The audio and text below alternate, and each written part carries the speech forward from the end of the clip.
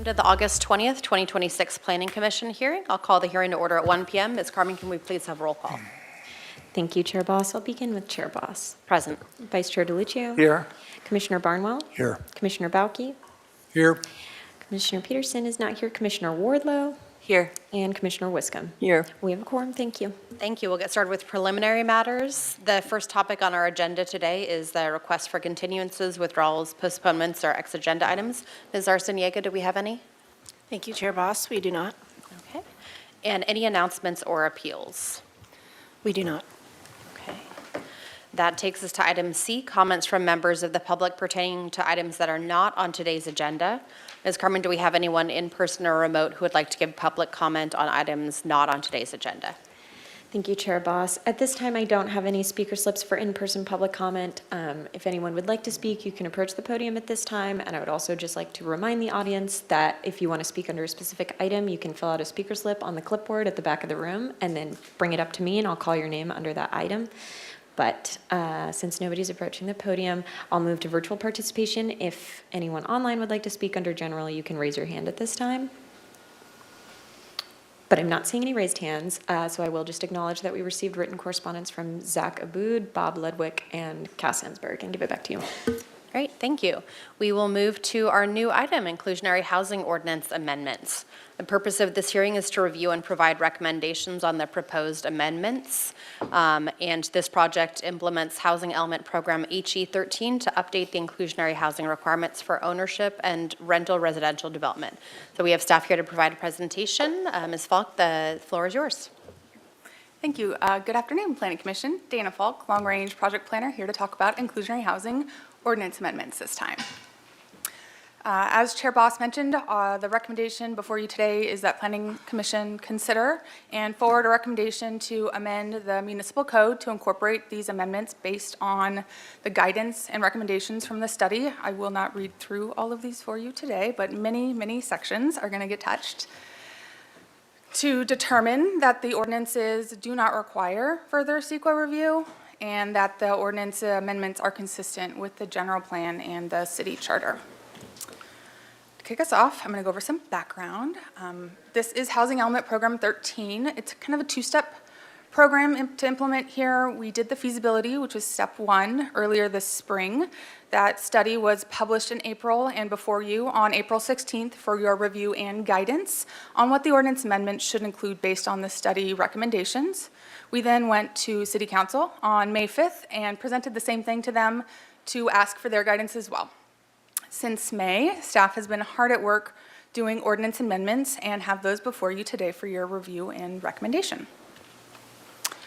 In a single slide, these are all the recommendations from this study. Generally, we received support from both Planning Commission and City Council on all of these recommendations, some with revision, and a few of them had differing guidance. Those are identified here in blue, so C, D, and E, as well as G1 and G2, and those are the ones I'm going to go over in a little bit more detail. So the first clustering of these recommendations that we received differing guidance from Planning Commission and City Council have to do with the fractional fee rates. So recommendation C was for the rental projects of 10 or more units, the larger projects.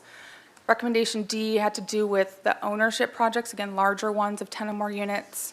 And then recommendation E was for small projects, fewer than 10 units of both rental and ownership tenure. The study recommended a $50 a square foot fee for those larger projects, rental and ownership, and then a $35 square foot fee for those smaller, less than 10 units, 9 or below. When we came to Planning Commission, your unanimous support was for the highest in lieu fee rates that we could charge based on the residential nexus study across the board. Those are listed here. I'm not going to read them all out. When we took this to council, we gave them your guidance as well as presented what the study said to them, and majority of council supported the $50 and $35 square foot fee rates that the study had supported. And then the second kind of clustering of recommendations that we received different guidance had to do with the options presented to change how in lieu fee rates could be paid to satisfy the inclusionary housing requirements.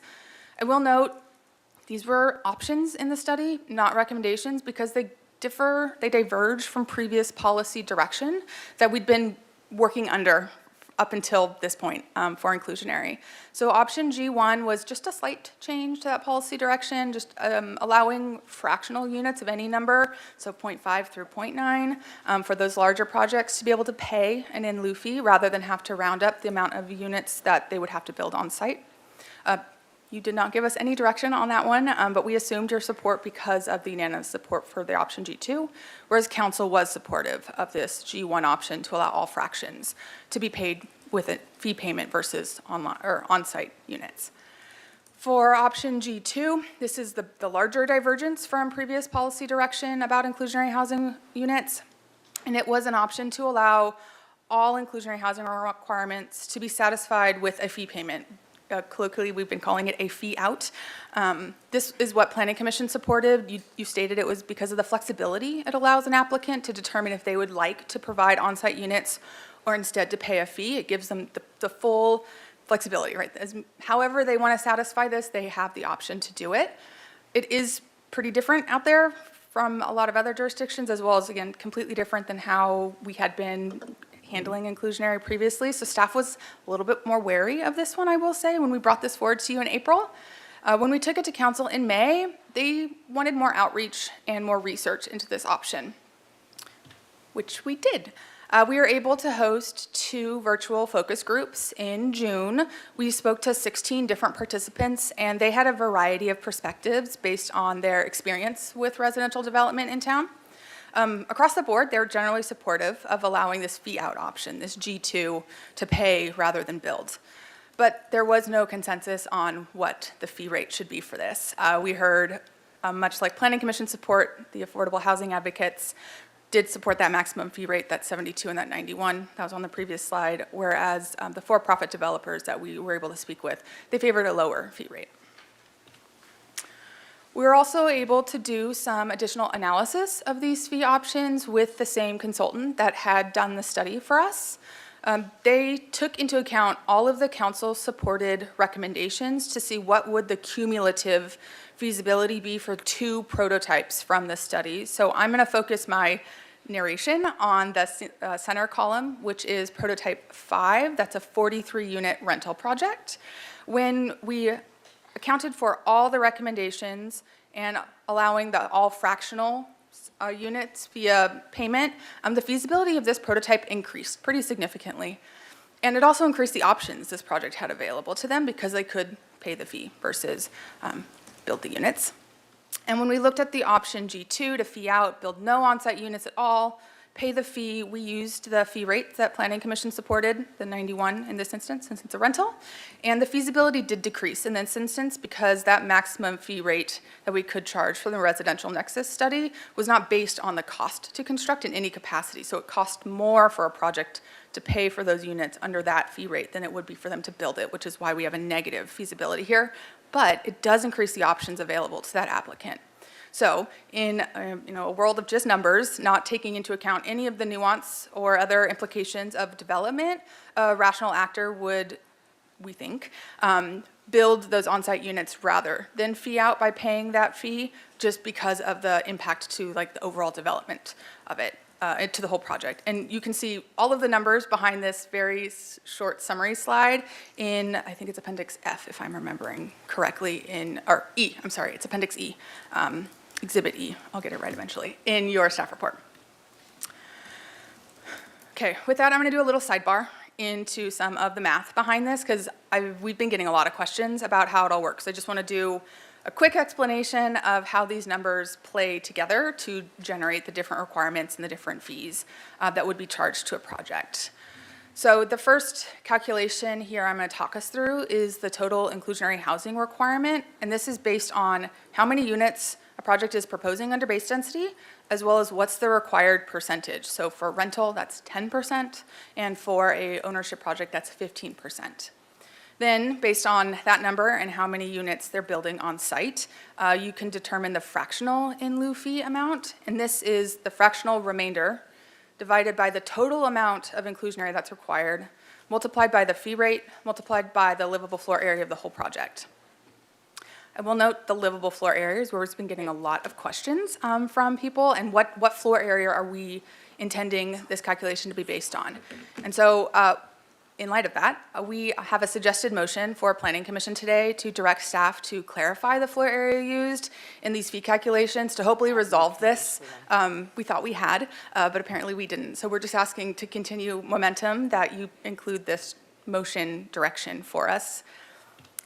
I'm going to go over what this means using that same prototype I just walked through for the feeing out and the fractional fees. So again, prototype 5 is a 43-unit rental project. So total residential units, 43, times the required percentage, 10%, that's 4.3. Then to determine the fractional in lieu fee payment, assuming this project is building 4 units. So that's 0.3, because 4.3 minus 4 is 0.3. You divide that by that total requirement, the 4.3, multiply it by the fee rate, which this is the council-supported value of $50, and then the floor area of all those residential units combined, just over 34,000, and you get a fee rate of 121,650. Can I ask you to Yes. pause? Because this is a very helpful slide, and I think hope we it all want a was. minute to just read it. Yes. So I'll look to others to nod when we're ready. Wait, what did you say? Just a moment to pause, just to make sure that we've read it. Yeah, I realize this Everyone's is embedded taking in the study photos, and it's so. all there, but maybe it could be a little clearer. So I was like, I'm going to call it out for us and everybody who's interested in watching. So this is how we calculated the in lieu fee rate. This is the number that was in the study when we talked about these, and the feasibility analysis that I just showed you on that other slide with the table uses this number in the pro forma in the packet you have before you today. Thank you for letting me interrupt you. No I just problem. wanted to make sure that I saw notes taken and photos taken, so And I can come back to this slide at any time as we're talking. thank you, appreciate it. I also want to show you one other calculation because I feel like this is going to be important. So this is option G2 to fee out. This is what Planning Commission supported based on City Council's direction for outreach and research, and the results from both of that. We are supporting including this in the amendment as an option for compliance that a project can decide to use. It is a very, very similar formula to the one you just saw, but it's the unbuilt inclusionary housing requirement divided by the total requirement times the fee rate for this, which is different, it's the one you guys supported, and then times that same livable floor area. So in this instance, the assumption is the project is building no units, is prototype 5, rather than building 4 and having a 0.3 remainder. They're saying, I build none, so they pay 4.3 because that's the unbuilt. You divide that by the 4.3, multiply it by the fee rate, that is the maximum we could charge, times the total residential of the structure, and then you get a pretty big in lieu fee number here. Do I need to pause? Next. No, I think you'll have questions. Oh, I will. later. Don't worry. You're I'm fine. ready. Thank you. Okay, so with that, that's all of our background, that's all of our math sidebar. I'm going to walk us through what the proposed amendments are in front of you today. It is a package of amendments. We're looking at touching 25 sections in the municipal code and also amending the fee schedule as well as the affordable housing policies and procedures. I will note these last two aren't in your request for recommendation today because these are adopted and amended by City Council resolution, not ordinance, but they are intrinsic to understand how all of those study recommendations are being implemented. We're just not asking for your recommendation on those two items as part of this effort. Now, the reason why we're touching so many different parts and different pieces is not only to implement the study recommendations, but because of the secondary impacts from implementing all these study recommendations, we are taking this opportunity to kind of relocate all the definitions into a single place rather than within each chapter, as well as revise and remove some that are no longer necessary. We're updating municipal code references due to the kind of reshuffling that I just mentioned. And then there are a few sections we no longer need, again, because of the reshuffling, to implement all of the study recommendations. I'm going to focus my presentation today on Chapter 3160, Inclusionary Housing. This is where we're consolidating the inclusionary housing requirements, which currently today exist in 3 different chapters, into a single chapter, which really is implementing Recommendation A to apply the inclusionary housing requirements to all rental of 5 or more. This does that. I'm going to go through just a few of these sections where we are implementing the recommendations, but I can answer any questions that you have about any of them. So the first section I'm going to talk us through is Section 30-160-030. This is implementing 3 of the recommendations from the study. The first, B, is to maintain the inclusionary housing requirement, and that's shown in the first two bullets here. So you can see rental and ownership, same required percentage, same project size where it starts to be implemented, and then same household income levels are being targeted. F has to do with the inclusionary rental units being allowed kind of above density or not counting against density, so that it aligns how ownership is done, and that is the last bullet here. So we're allowing those units without detracting how many market rate units a project can do now for both ownership and rental.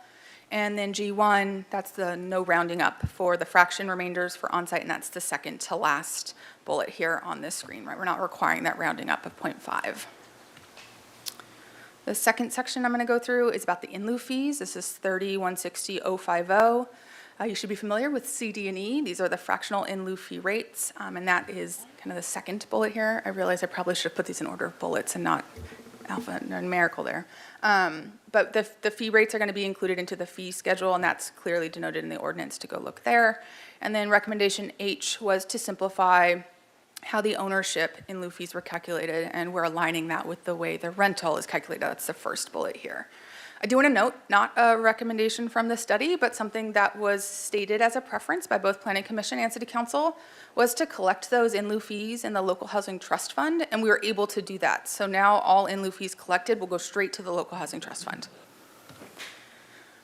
Alternative compliance section 30-160-060. Majority of this work in this section had to do with aligning discrepancies between the ownership program and the rental program. It's also implementing that option G2 to fee out, which, like I mentioned, you were fully supportive of. And council asked for more research and outreach, and from that research and outreach, staff has decided to offer it in the proposed amendments as an option for compliance. An applicant can just elect to use. And that offset fee requirement we went through a little bit earlier, so I'm not going to talk about it anymore. With that, I'm going to move over to the fee schedule. This is implementing quite a few of the recommendations. It also is kind of best practice as well that these fee rates are now going to be as part of the annually reviewed fee schedule that is adopted by council every year with the annual budget. So every year these will get evaluated, adjusted from I, which is to adjust based on like an annual construction cost. We are using the California Construction Cost Index, which you all had recommend we look at alternative cost indices to look at, and council supported using the CCCI. So this is not before you today as like a recommendation item, but we wanted to let you know that this is where we're going with this and the foundation of why we supported this. It will be amended by council via resolution to the fee schedule that was adopted not too long ago. And then the last recommendation, as well as the last document we're touching, is the affordable housing policies and procedures. So recommendation J amended or suggested to amend the target area median income used in calculating rent. And so it's a single cell that needs to be updated in the AHPP that has that value. It's the only location for it.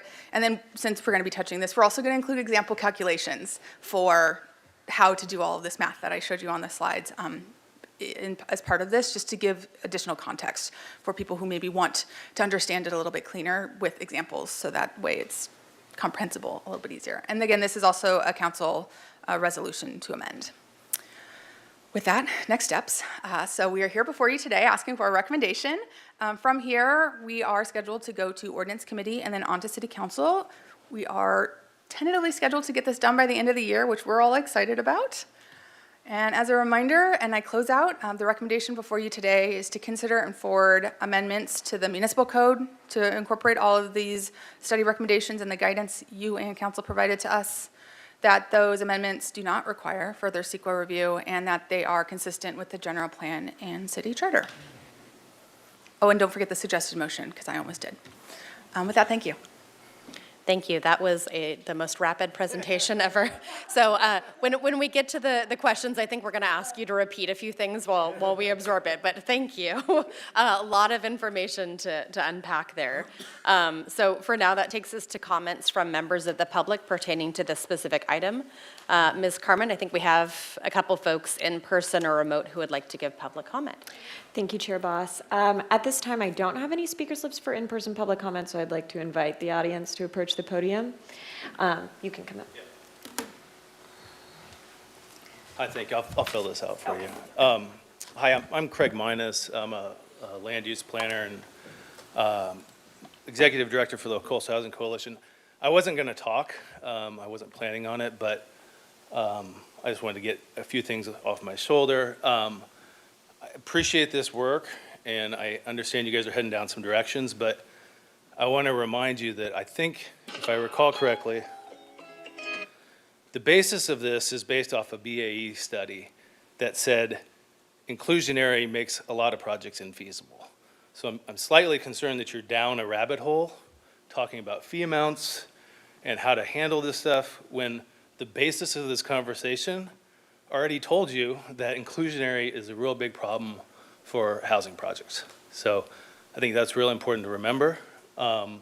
Second thing I wanted to kind of get off my shoulders is if we're just adjusting the AMI number like randomly, like why 110? My organization advocates for housing available to those making 120 to 200% of AMI. That's a missing middle. We think that's needed. Why don't we include that group? So I don't know if there's a methodology with that, but as we're now talking about this, I think it's a good opportunity to ask those questions. And I'd encourage us to look at providing housing policy that makes housing available to the missing middle. Thank you. Thank you. Thank you. If anyone else would like to speak, you can approach the podium at this time. And just state your name for the record. Good afternoon, Peter Lewis. I think I'm right in this. I've built the majority of inclusionary housing, which is 8 out of 13. This is such a failure, it astonishes me that you guys are doing what you're doing. And you have to get real. If you want housing, private developers cannot subsidize housing. Affordable housing projects can be done with government money and government taxes. There's no other way to do it. So we built 300 units, roughly, and then you adopted inclusionary housing. You built 100 since.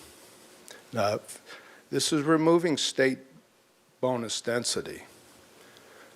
So you've stepped back radically. You were producing a couple hundred units a year under the original AUD, and you're now producing basically none.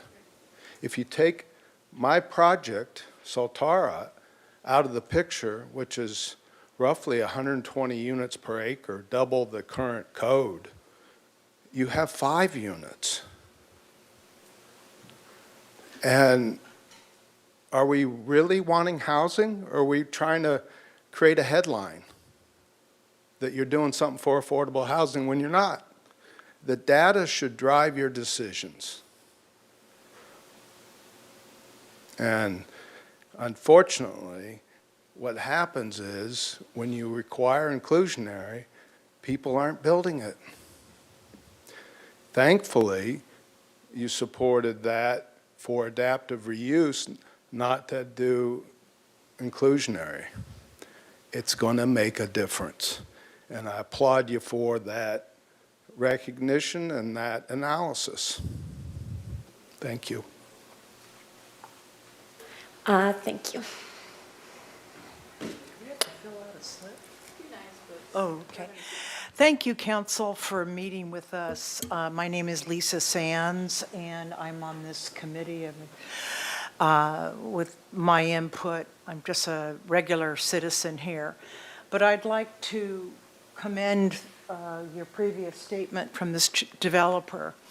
And I understand what you're trying to do, but I agree with the gentleman's statement, is we have to go to other sources to really accomplish housing. We just can't do it the way we've been doing it. And we are under enormous pressure on our daily life. No one is housed correctly. I mean, maybe if you're ultra wealthy, but regular people cannot live. They can't even find a place. And the massive inequity that's going on in our society, and it's accelerated by this corrupt administration, is something to look at. So we can't do things like we used to do, and just developers handling it and with fees, et cetera. We have to utilize it other ways, and I strongly suggest going to our government entities, state, local, to build housing that is truly, that word affordable we sling around, but it's, people don't know what they're saying, is where people can actually get in and live. We have a situation in Yardy that it's just gotten Paseo Nuevo for nothing. And I've been very involved with this project for 2.5 years, watching it. And this affordable thing of allowance of developing part housing and then part development is another example of deals being made under the table so that inequity can farther fall apart. Studios start at that Nordstrom's building. I saw the plans. They start at $4,500 for a studio. So I want to enlighten this, is we need to really push other entities to get housing done in an orderly way. We can't develop every corner of our community. We can't. There's no room left.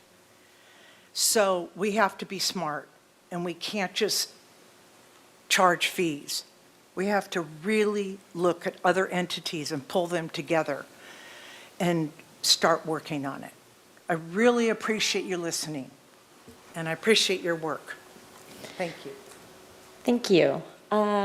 With that, I will move to virtual participation. If anyone online would like to speak, you can raise your hand at this time.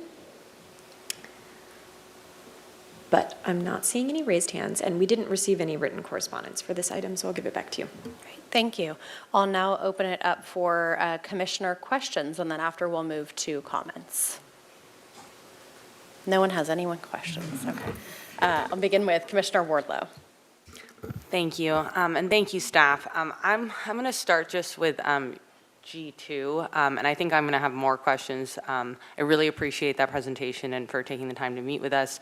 I think there's been, I think all of us have had a lot of questions about this process, and I appreciate the additional work that you've done on it. So I want to focus on G2 first, and then I'll let my colleagues speak, and then maybe I'll come back depending on how the conversation goes. So I know that this commission had recommended the highest legally defensible piece. My understanding is that staff is now supporting that recommendation. In reviewing all of the further research that you've done and having a lot of conversations about when we're discussing the Better Buildings program and the move to really incentivize housing downtown, and that program does not elaborate on what we're going to do with the inclusionary. I want to understand that when we're looking at this fee out, are we actually trying to provide a pathway for developers to fee out and so that they actually build the building, or is the goal to set the fee so high that they can't fee out and that they are forced into building the building anyways, like building the inclusionary units? Because my understanding of what you said earlier, and it was very fast, but I'm pretty sure you said that the cost at 91 is more expensive for them to fee out than to build the unit. And so I don't see how that would make sense for people to do. Commissioner Wardlow, the fee was set based on what the need that would be generated by that market rate development. So that was part of the study. The residential nexus study was an appendix to that study in April. Right. And that's where we got that $91 per square foot with change. Staff, based on comments that we heard not only from Planning Commission and your support, but also some of the comments that were made by city council that I can't recall exactly right now, that there was an interest in allowing this option, but not making it easier than building units, because the priority stated by both planning commission and city council was on-site unit creation is the goal. We want to create units, we want to create units, we want to create those units. And so when we are looking at the fee study, we're saying this is the demand that's being generated. This is how much we could charge to create those affordable units if they're not being created within the project itself. If you would like to give us guidance or recommend a different fee rate, I don't think staff would be adverse to considering something. But we did go based on what we heard from the Planning Commission hearing as well as the City Council hearing on creating flexibility for an applicant, but still prioritizing those on-site unit creations. So yes, while the feeing out option presented at the $91 a square foot rate in the analysis presented in the Exhibit E, it is less feasible than if a developer elected to build those units. And that didn't seem like a downside, because if we're prioritizing the creation of units, shouldn't it be harder to not build units than to build units, all within the capacity of what we could the highest maximum rate we could charge. There we go. I got the words in the right order. Does that answer your question? And I'd like to just add something real quick too. The fee out option, of course, gets them out of the 90-year relationship with the city on having a deed restricted unit. So that might be more attractive even though the cost is high. It's hard to know. Okay, and I just wanted to make sure I was understanding that correctly. I don't think that I'll speak for myself, I don't think that I understood that in the previous hearing, that what was being proposed, and I think, I really appreciate you doing the work to put the calculation up with all the words so that we all understand exactly what and how this is being calculated. But I think, we're, as represented in the hearing on Monday, I think we're all really focused on building housing. We want affordability. I am concerned that if we do not get buildings in general, that we don't get that inclusionary piece anyways, right? 0 out of 0 is 0. And so I'm trying to think creatively of how we, reach our goals of affordability, since that's clearly the direction. But, if we're trying to create the flexibility around a fee out, but that fee out is less economically viable, I don't know that we're actually creating that flexibility. So that was my question, and I'll let other colleagues speak, and I'll come back to this, but I just wanted to understand that piece. I'm going to expand real quick on my answer as well. As part of the study, we did do an analysis of many different ways to set a fee rate. It's tables 7 and 8 on page 41 of the study. If you want to go look at it, it shows you the spectrum based on a couple different ways that you could analyze setting a fee rate, what you could set it at. And one of the fee rates is equivalent to the cost of building those units on site, just for your great. edification. Well, it is all there. I appreciate that. I'll let some of my colleagues ask their questions, and then I'll come back. Okay, Commissioner Peterson. Thank you. In the example that you used and the calculation that you put up, I'm curious, why do we include the entire project in the square footage calculation rather than just the square footage of, like, an example, 4.3 units? Doesn't it make sense to charge a in lieu fee in lieu of the units in terms of the area that we're calculating what they should pay out? Excellent question. I've got a whole spreadsheet and many pages of looking at different ways to calculate the in lieu fee. Let me really quick find what slide number that is to pull it back up. So is it, nope. This one that you're looking at, that you're most interested in? No, I think it was the total one, Okay. This one. the livable floor area. Okay, so livable floor area is used in all the fee calculations. Sorry, no, the $3 million one. I Oh, apologize. sorry, I thought that was this one. I'll get there eventually, sorry, guys. That one. Okay, yes, so the livable floor area is used in all the calculations for fee area, and the reason we use it in our calculations is because we're also using a fraction based off the fractional or unbuilt, depending on the situation, divided by the total. I will say we looked at other jurisdictions and how they calculate their fees as part of the study effort to see should we change what we're doing here as we're looking forward. But when you do this math and don't use the full unit or full residential square footage of the entire project, and you just use the average unit size, which I think is maybe what you're considering, it's a 10% of this amount. So when you do the math on it, you're getting a lot lower collected in lieu fees, and it doesn't equal the cost of constructing that affordable unit that this fee would be supporting. So I hear what you're saying, and we did analyze different methods that we could utilize to calculate these fee rates. We looked at different jurisdictions because, unsurprisingly, every jurisdiction does it a little bit differently. And this is the calculation method that we've had in place for almost 10 years now. And so we decided, let's not change it. Let's try to make it a little bit clearer in terms of the floor area you use here, but intrinsically keeping the logic behind it the same. It is not based on just this average unit size, because the math it's piddly. If you want to go through them, I can, but it was evaluated by staff, and we didn't change it for a reason. Okay. I'm sure we'll talk more about that later. I think the only other question I have, and maybe I should have asked this one first, is if one of the goals, which certainly it should be, is to provide flexibility and incentives for developers to choose our program rather than state density bonus, how are we thinking about this in lieu fee in light of the potential Building Better Housing Initiative and creating an alternative pathway to that? Like, how are we in conversation about these two things to make it feasible, as it was mentioned earlier in public comment? Commissioner Peterson, that's a completely separate program, so I would urge the Planning Commission to look at this inclusionary program simply on its own. This program is not about any type of relationship with state density bonus law. This is just about the city having some method to obtain moderate income housing units. At some point, we will also be creating a local density bonus program, and that's where those things will also be addressed. But yes, also in the Better Buildings program, because that is an incentive program that we want to work on. But this is essentially the baseline that applies citywide, and it's how we would get moderate units. My thinking and my question is, isn't it important to think about how we're structuring this in light of these requirements being potentially in that, and these things, being in conversation with each other? We're potentially mending this, we're mending that, so we're all in the kitchen here together. Right. Isn't it important to think about that? To that question, I think it's important to consider them, because, for example, if the inclusionary program becomes so easy and flexible, then there's no other incentive we can give with the Better Buildings program. You've already given it with this ordinance.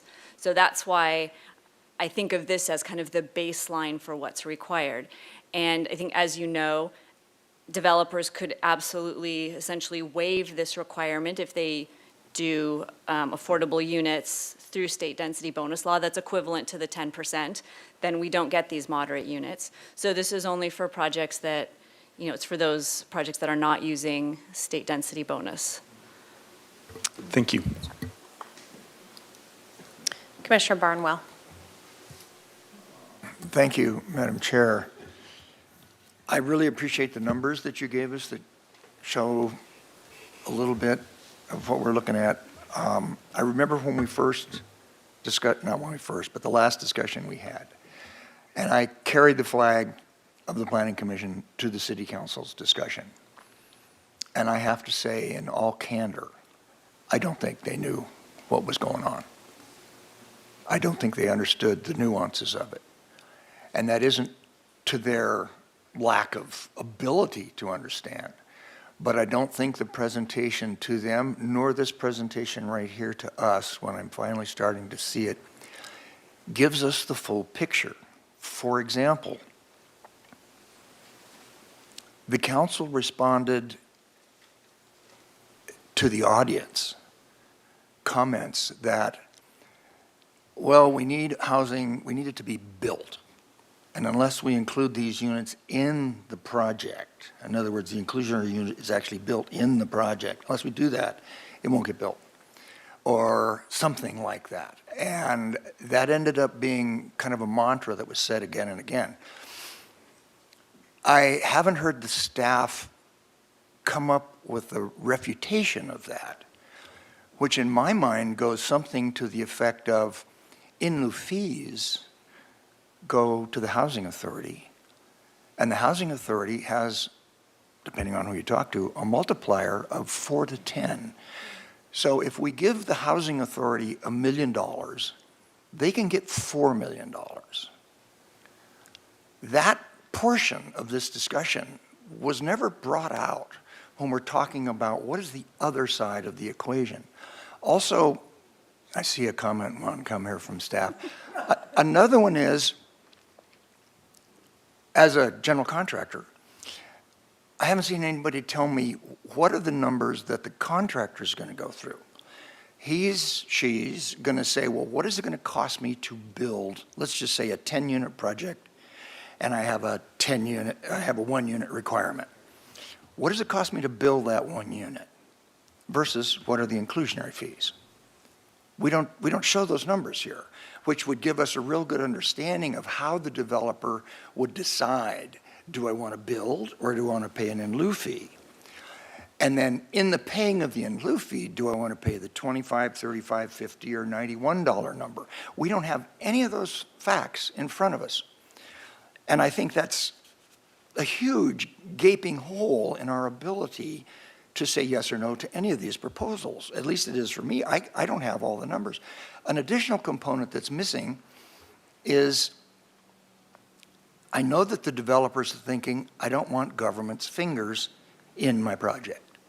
So when they're required to build it as a unit in the project, none of that is in any of these numbers right here, but they go into the thought process of the developer.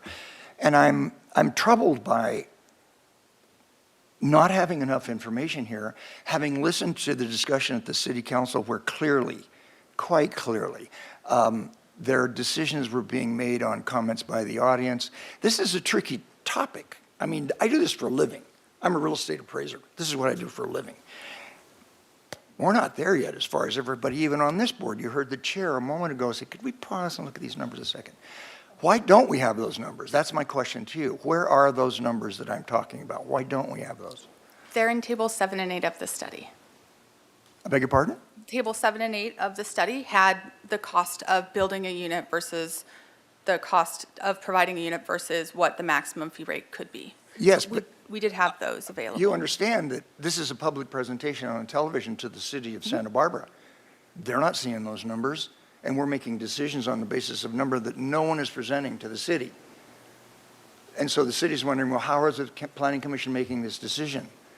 How are we doing that? Based on numbers that are hidden into a document that aren't presented either to us or to anyone else. I just don't think the numbers are insufficient. I'm sorry, Madam Chair. No, I'm just going to interrupt real quick, because I want to make sure that we're on questions right now. My question And is, where are these tables- numbers? That the- would be my question. Okay, and Where the are tables were numbers? publicly posted as part of the meeting materials.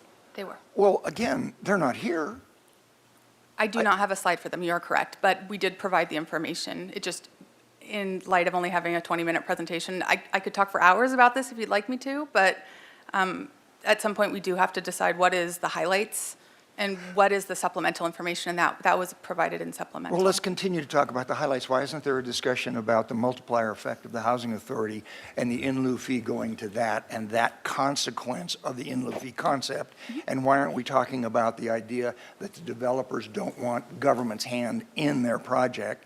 And why aren't we talking about the value of the piece of real estate when it's all said and done? If it has an inclusionary unit in it, it's not 10 units, it's 9 units plus an income stream. That's some strange thing that the owner is trying to offer on the open market for sale, and the collection of those rents is also controlled by a government system. Why isn't that discussion in here?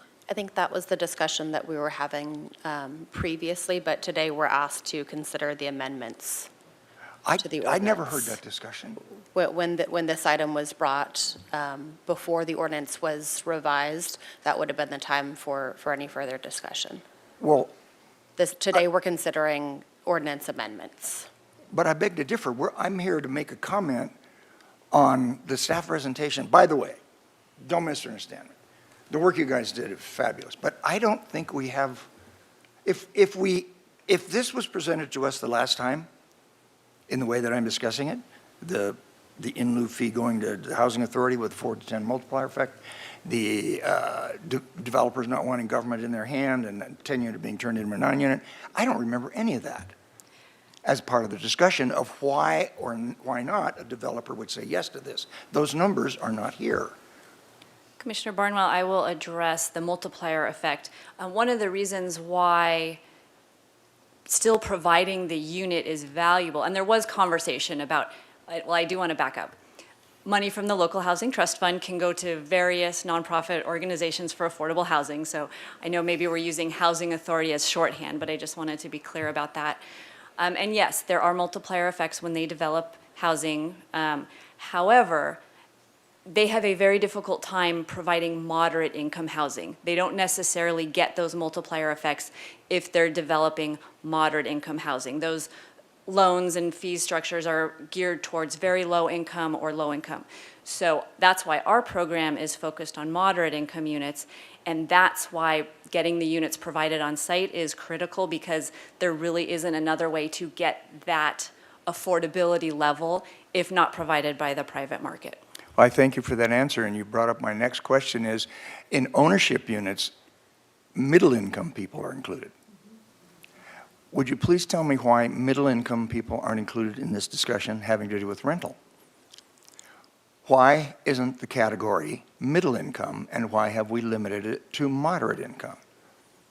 That was studied in the study. And recommendation B was to maintain the current required amounts, the 10% and the 15%, as well as the households that were being targeted by those inclusionary units, so moderate for rental and then middle for ownership and upper middle in some instances of ownership. So that was analyzed then and presented on then, and the discussion and the guidance that we received from Planning Commission and City Council was in support of maintaining the focus on moderate for rental and middle for ownership. So staff is bringing forward ordinance amendments that do so. But we hear from a gentleman that spoke here, and we are constantly talking about the missing middle, and we're still missing it by being below it. And if we included middle income as part of this project that we're doing right here, we would be hitting that middle, the missing middle, wouldn't we, or not? Am I misunderstanding? Commissioner Barnwell, it is certainly an option. Part of the reason why we didn't go there is because in terms of the city's RENA numbers, we get no credit if we go above the moderate income. So that's a consideration. Also, some of the analysis that we did with our AUD 10-year retrospective report, the data showed that those middle income and upper middle income were able to afford the rents that were being offered. As high as the rents are, if you look at what the income levels are for middle and upper middle, the data showed that they were able to afford those units. Wait a minute, they were able to, what units are they? To afford market rate units. So that's why we focused on keeping it at moderate and not going up to middle. Part of the reason why we think middle makes more sense for ownership is because of the difficulty with down payments, and it's difficult to have enough money to make the down payment when you're in that moderate or lower income group. So that's why we kept the two programs, ownership and rental, with separate affordability requirements. Okay, thank you. Madam Chair, I think I'll wait until my comments come around. Thank Thank you, you. I really And I'd- appreciate the answer.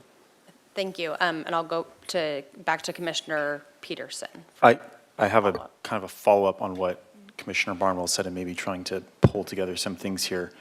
I think maybe a good question that comes out of the points that you raised is, has there been any thinking, have we done anything about what the key number is, the sweet spot number is, that would incentivize someone to use our local program as an in lieu fee, to use our local program and rather than state density bonus or not building at all? Like, has there been any thought about where is that sweet spot in terms of incentivization, while also reaping benefits for our local housing trust fund? And if not, maybe we can come back and talk about it at a later time if we don't have that information now.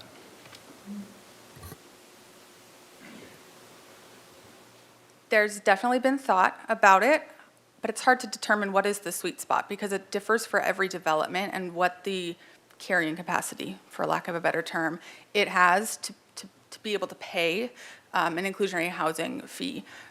I just thinking if I had my economics only hat on, I would say I can't pay anything. The sweet spot is nothing. We have heard comments in that vein in the past, but then we also have to remember that we are trying to create inclusionary housing as part of this program, and so nothing doesn't do that. So we considered it. We tried to figure out, well, how could we determine what that number is? And we can't, is the short answer. We can guess. The tables 7 and 8, which I've mentioned a few times, take a stab at what's the construction cost for building a unit. We could set the fee rate there.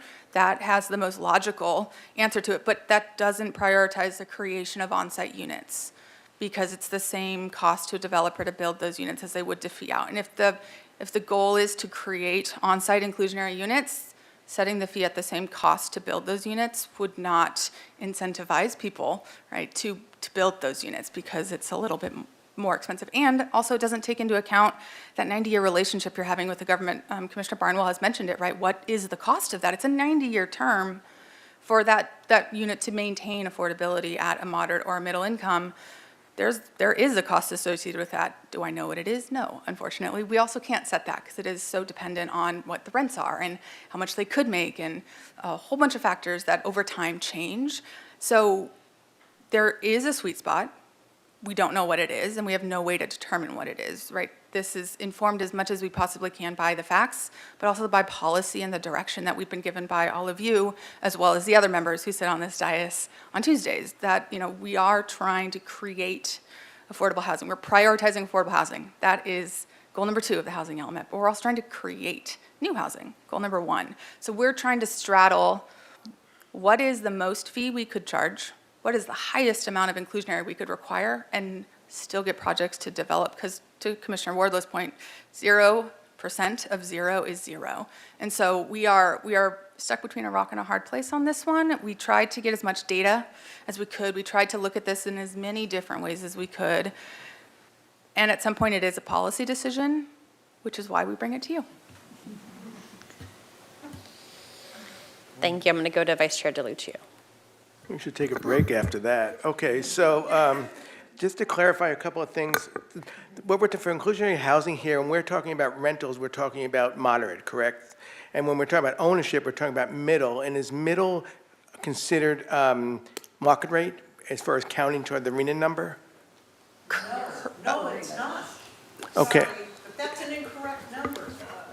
So when we calculate our RENA progress every year, above moderate, meaning 120% and above, just gets counted as above moderate. Middle income for us is 120 to 160%. So 120 to 160 is above 120. Therefore, the middle income bracket of AMI does count as above moderate in our RENA progress. Does that? So there's a above moderate category in the RENA? It's just 120% plus. But is that market rate? Not necessarily. The market does what the market does. Sometimes it is. What's the Historically category in the here, RENA? yes. What are the categories in the RENA? Is it low and then it's very low and it's moderate and above moderate? Gotcha. So it's counted toward above moderate. So above moderate is really almost market rate housing sometimes. It's not really, we're not providing really affordable housing at that point, in a sense.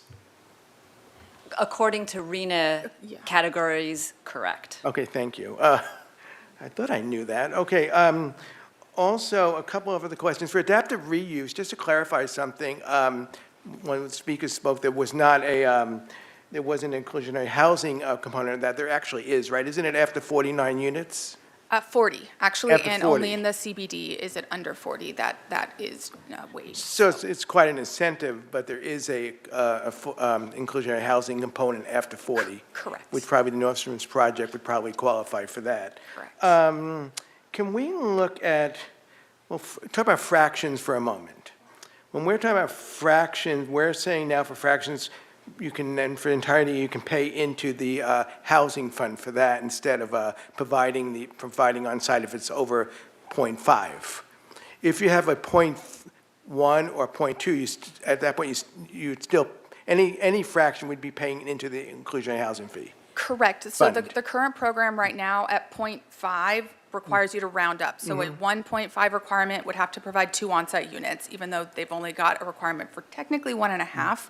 The requirement as it stands under the current program is round up any 0.5.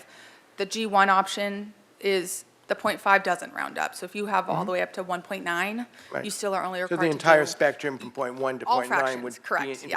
And then the other question, I thought this was a silly question, but I'm going to ask it anyway because I got really confused. This conversation is kind of confusing sometimes. But if you use a state bonus density, can you, and then you provide so many units on site with that, affordable units, can you pay the in lieu fee instead of building the units on site? Or you have to build the units in that case on site? For state bonus density, you have to build the units. Right, so it's nothing, so we're not talking about the in lieu fee for that component? Correct. Okay. Can we look at slide 22? Okay, slide 22, I see here, the in lieu fee, this is a new one, for lot-only subdivision of $760,000. Can you explain that to me? You actually wouldn't be paying $760,000, would you? That's a lot of money. No, so the method here is based on the current calculations for ownership. It's Exhibit F in your staff report, explains how we got to this number. And I did create a slide for this one, if I can find the right number. You knew I was going to ask you this question, right? I did. Okay, so when we look at the lot-only subdivision in lieu fee amount, the calculation method is shown here, and the in lieu fee rate, that's $760,000, is prorated. It is prorated based on how many lots are being created in this project. So if you're creating fewer than 10 lots, you're prorated at 5% of that $760,000 times the total number of lots. Whereas if you're creating 10 or more lots, it's 15% prorated of that $760,000 multiplied by the total lots. So if it's 2 to 9, it's below the 760, but Oh, if you much have 10 below. lots, it's Much probably below, above yes. the 760. No, they're still below 5% and 15%. Oh, it's 5 goes above to the 15 to 760. 5 to make it Correct. below the 760. Yes, it's always Okay. much lower than that. It's just the way that value is calculated. It's based on a whole slew of things having to do with the cost of a 2-bedroom condominium unit in the city for the last 12 months, how much it costs for a project to build or rent or sell a low-income unit. I think it's sell a low-income unit, accounting for how big the unit sizes are, a profit for the developer. There's a bunch of variables that go into developing that $760,000. So that's why it's the big number, and then it's prorated Yeah, down. and I'll ask one more question. The fee out, Okay. the $3 million from the analysis, so was that based on, how many units was that based on? Yeah, in essence, yes, it's based on how many units that the project is proposing, how many units they are not building that are required as inclusionary units, But as when they well have as the total They have size to of pay the $3 building. million in lieu fees, how many units is that calculated 4.3. on? 4.3. 4.3, okay, gotcha. So that was a project with 40. 3 units, 43 correct. That example was 43 applying, and units. if you want, I could, I mean, I don't How- have it in And then slides, but. you used, even though council went with the lower number, they would have gone with $50. You were using for rentals, you were using 91, right? I was curious, I mean, if that was, you've used 50, then it probably would have been $1.5 million or something, half that, approximately. Approximately half is correct. I would not recommend doing that. Going back to those tables 7 and 8 that I've mentioned a few times now, when we look at the construction cost of a unit, if we set the fee below that, nobody will build units, ever. I mean, under this scenario, now that we're seeing these numbers for the fee out, would you even recommend it? I would. If we're saying we want to prioritize the inclusionary units being on-site, I do recommend them. You think developers would go for that? I haven't heard any developer that says they love inclusionary at Yeah. all, so probably not. Yeah, We'd have okay. to ask them. They're, Well, those are my questions for now. Thank you, and you did a great job on this. I Oh, want you thank to you. know that. It's very, very thorough. Thank you, Commissioner Wiscombe. Thank you, Madam Chair. I guess I'm a little bit confused by Mr. Lewis's comments because in all the years I've been on this commission, all I've heard from developers is give us a reason or give us a system that allows us to deposit money and not build the units because we're not in the affordable housing business and we don't want to spend the time doing that. Am I missing something? Because that's, I think, that's been a catalyst to get to this point of actually giving developers an option. You, Commissioner Wiscombe, I'm going to do it right this time. You are absolutely correct. When we were working with the consultant to develop the study that was published in April, they had not included this feeing out option in any capacity. Staff had requested that due to public comments that I heard during the adaptive reuse that I'm imagining are the ones that you're also referring to. We recognize that there needs to be a couple more options to consider how we meet the inclusionary housing requirements. This was one we've heard interest in. We should study it. We should see, is this something offered in other jurisdictions? If they offer it, how do they offer it? Do we want to offer it? That's why we brought it forward as an option, because as staff, we were like, this is quite different than the policy direction we've received to date. But because of what we're hearing in the community, we want to make sure we're addressing it, and even considering it. And that's why we brought it forward to consider allowing a fee out option. Obviously, Planning Commission, you liked the idea. City Council was not necessarily adverse to it. They did ask for more outreach and research. And through that outreach and research and the support that we heard from you all, staff is proposing it as an alternative compliance option at those higher fee rates. That aligns again with the policy direction to prioritize on-site units. It was not calibrated in any way, shape, or form for the feasibility of a project. It could be, but it was not. Yeah, and I think when the $91, I know it seemed high to people, a lot of people, but when we've talked about this in the past, we've talked about what it costs to build a unit, and my recollection is it's around $800,000 to build a unit.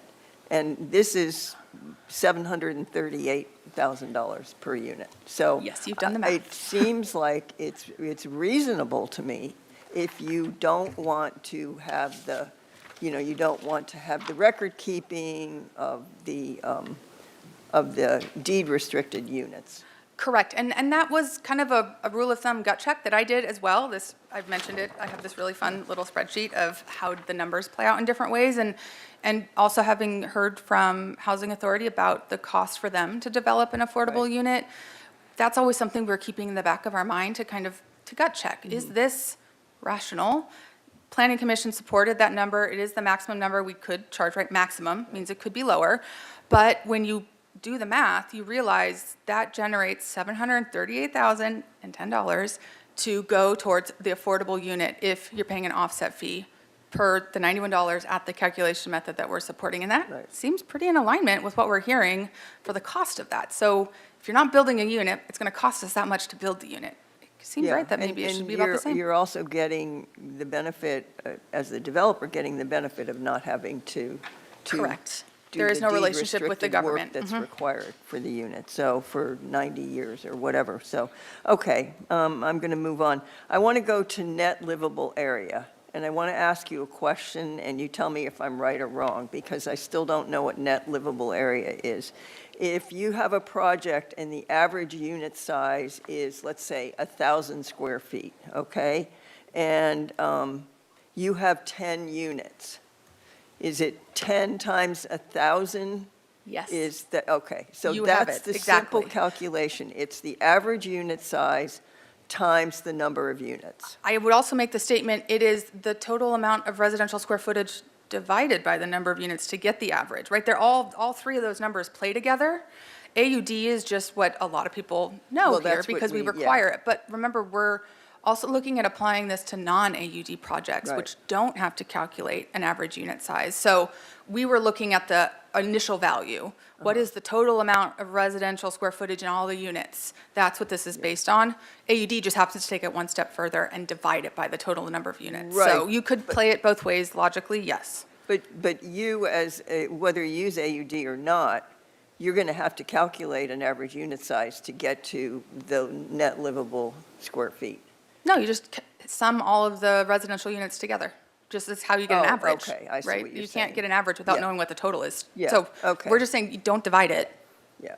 You have one that's We're taking 800 square feet. one less piece of And another math. that's 1,000 square feet, so that's 1,800 square feet and on and yeah, on. Okay. yeah. Yeah, that's fine. It takes out the one step. of it. Correct. Yeah, it's a little less math. Yeah, okay. Okay, so that's good. I'm glad to know that.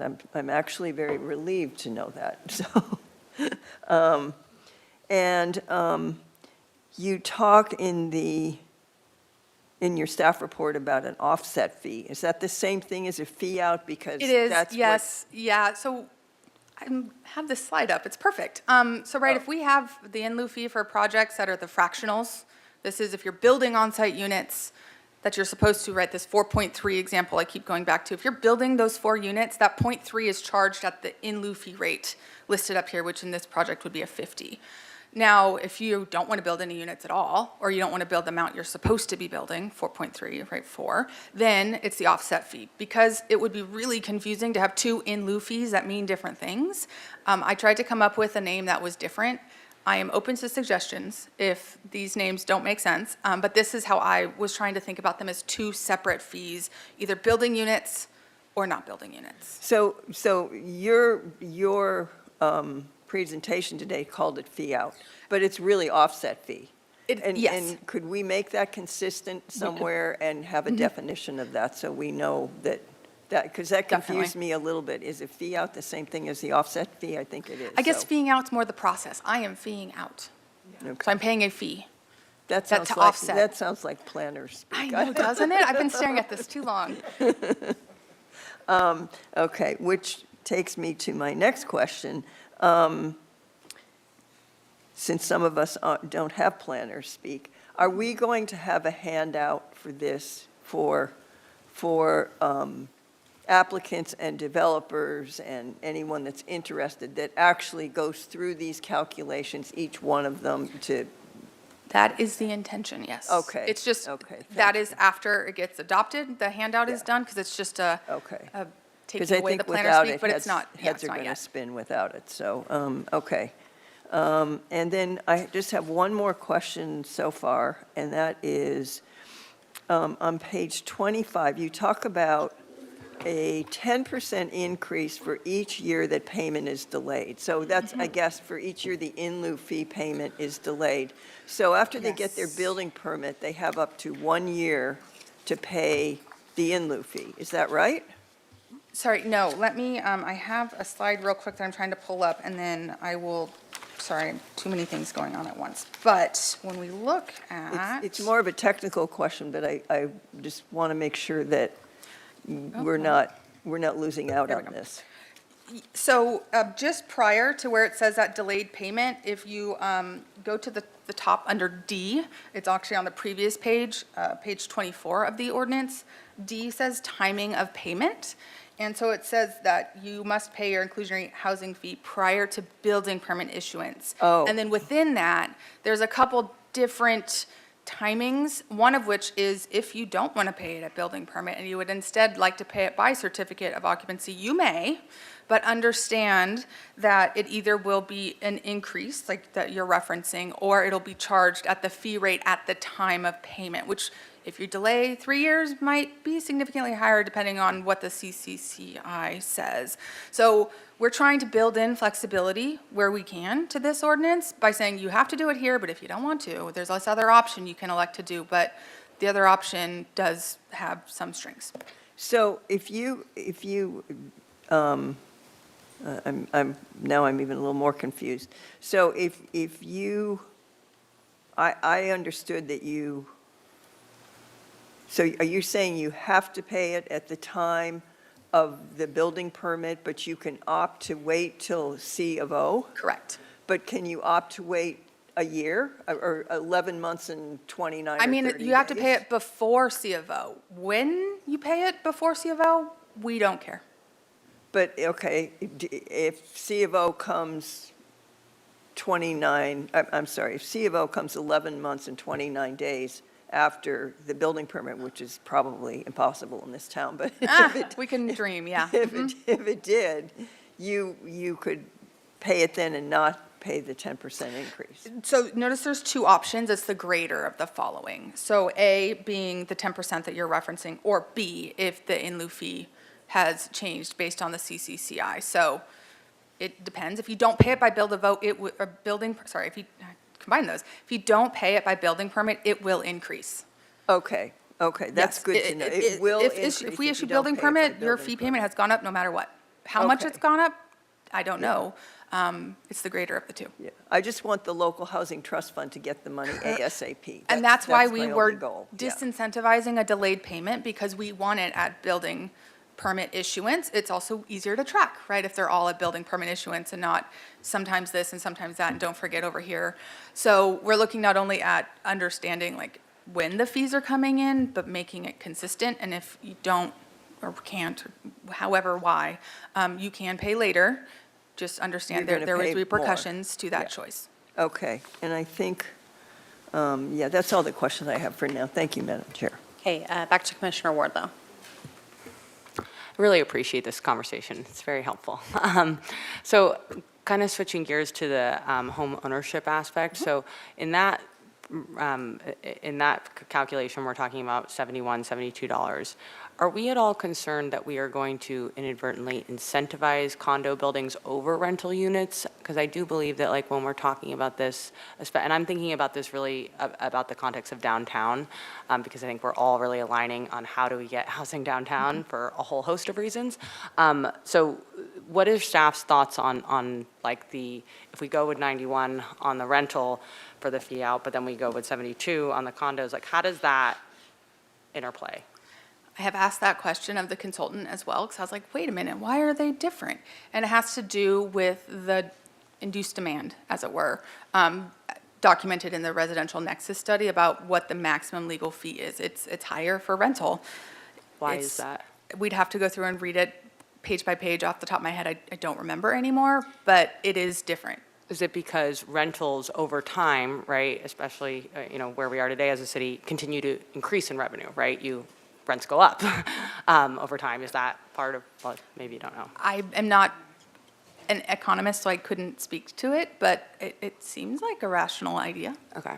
And I also really appreciate Commissioner Wiscombe's comments because, yes, that was my understanding of why we were pursuing the fee out. I understand that most cities do not allow for a fee out, but I think that trying to, balance this of we want housing and we don't get any inclusionary units and we don't get any money if nobody builds anything. So how do we balance that?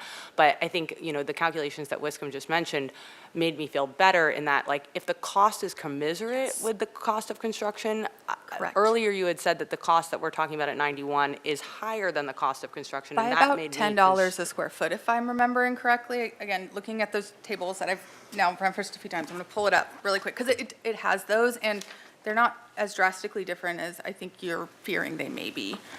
So give me a moment to find it. No, that's not it. Okay.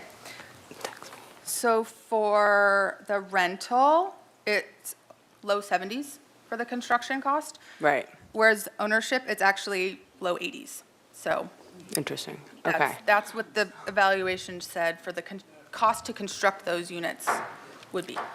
So understanding our interest in really focusing housing downtown, have we contemplated, and I'm kind of talking to Ms. DeBusk about this, lowering the inclusionary just for downtown to incentivize housing downtown? Like if we do, 91 throughout the city, but we lower the inclusionary in the CBD to 71 to really incentivize that we get some buildings? Because I am concerned that even if we do this, that we're not materially changing the outcome, and we're obviously all frustrated with the outcome that we have today. And so how do we balance this and understanding that kind of alignment is moving towards downtown? So what are your thoughts on that? Commissioner Wardlow, that's exactly the type of consideration that we would have with the downtown incentive program that we're working on. So we want to see where this lands, and then the idea would be to do better than that in the downtown as an incentive. Okay, so that will be figured out in that process. Now, the other concern, though, is how long is it going to take us to get that going? So, I want to be cognizant of, like, what we set here is what the rules will be now and faster versus, what we get out of the Better Buildings program, which, like, I'm excited about that. But I also think that all of this has to be predicated on the work that we do on the lots and because that's really seems where we're going to actually get the most affordability, and getting the funding for that is seeming to be contingent on us getting market rate buildings to then contribute into this housing trust fund to actually have the money to do this in a meaningful way. So would your recommendation be then that like, what do you recommend? Commissioner Wardlow, those are very good considerations. And personally, I feel like the faster we can move with the Better Buildings Ordinance, the better. I do think there's momentum right now, and I think that the longer we wait, we just miss opportunities. So I absolutely agree with that. However, we also need to balance all the comments that we heard at the joint meeting and respond thoughtfully to those.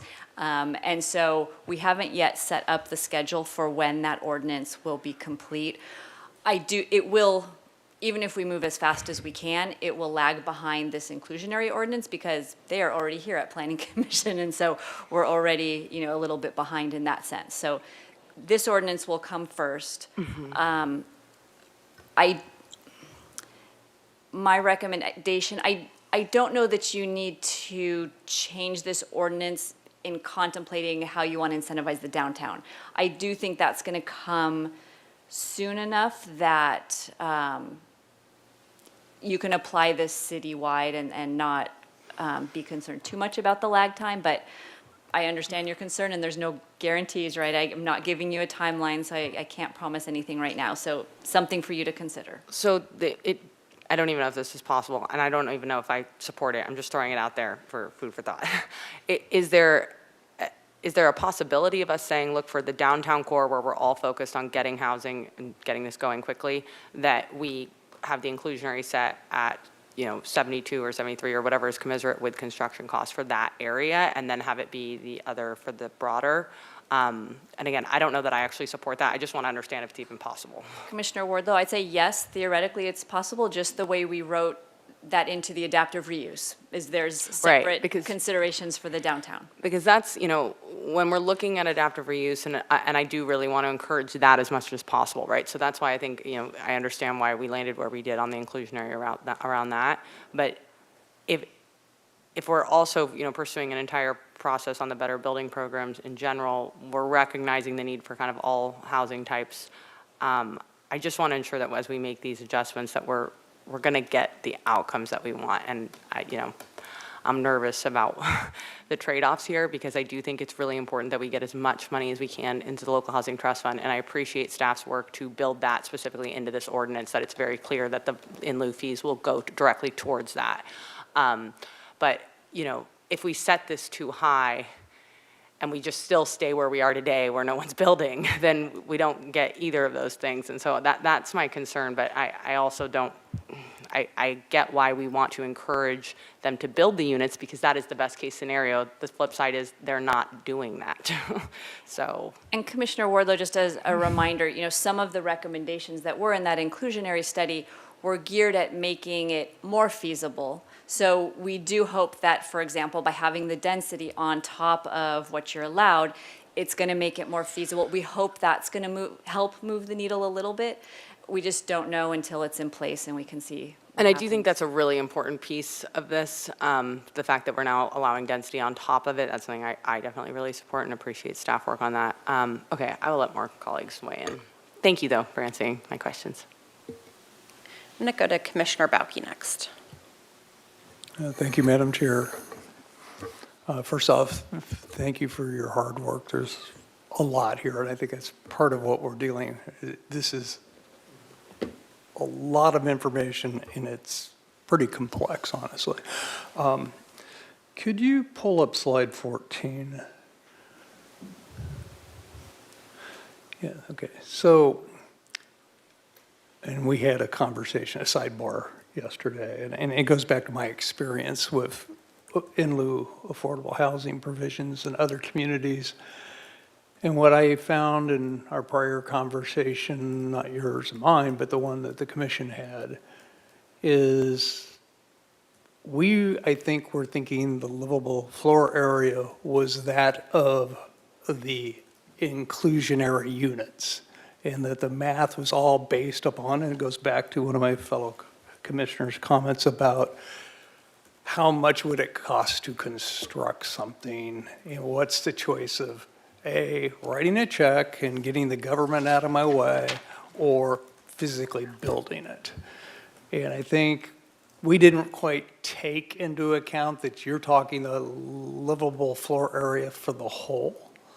And so I think there's been we've all struggled with that. And my question is, because my experience with other communities is they would just say, okay, our average unit size, because we get a mix and every community has its mix, from one, studios, one bedrooms, 2 and 3. And usually when you're in rentals, you don't really get past that. But they come up with an average unit size for their community and just apply the fee rate to that for the units that are not being built, period.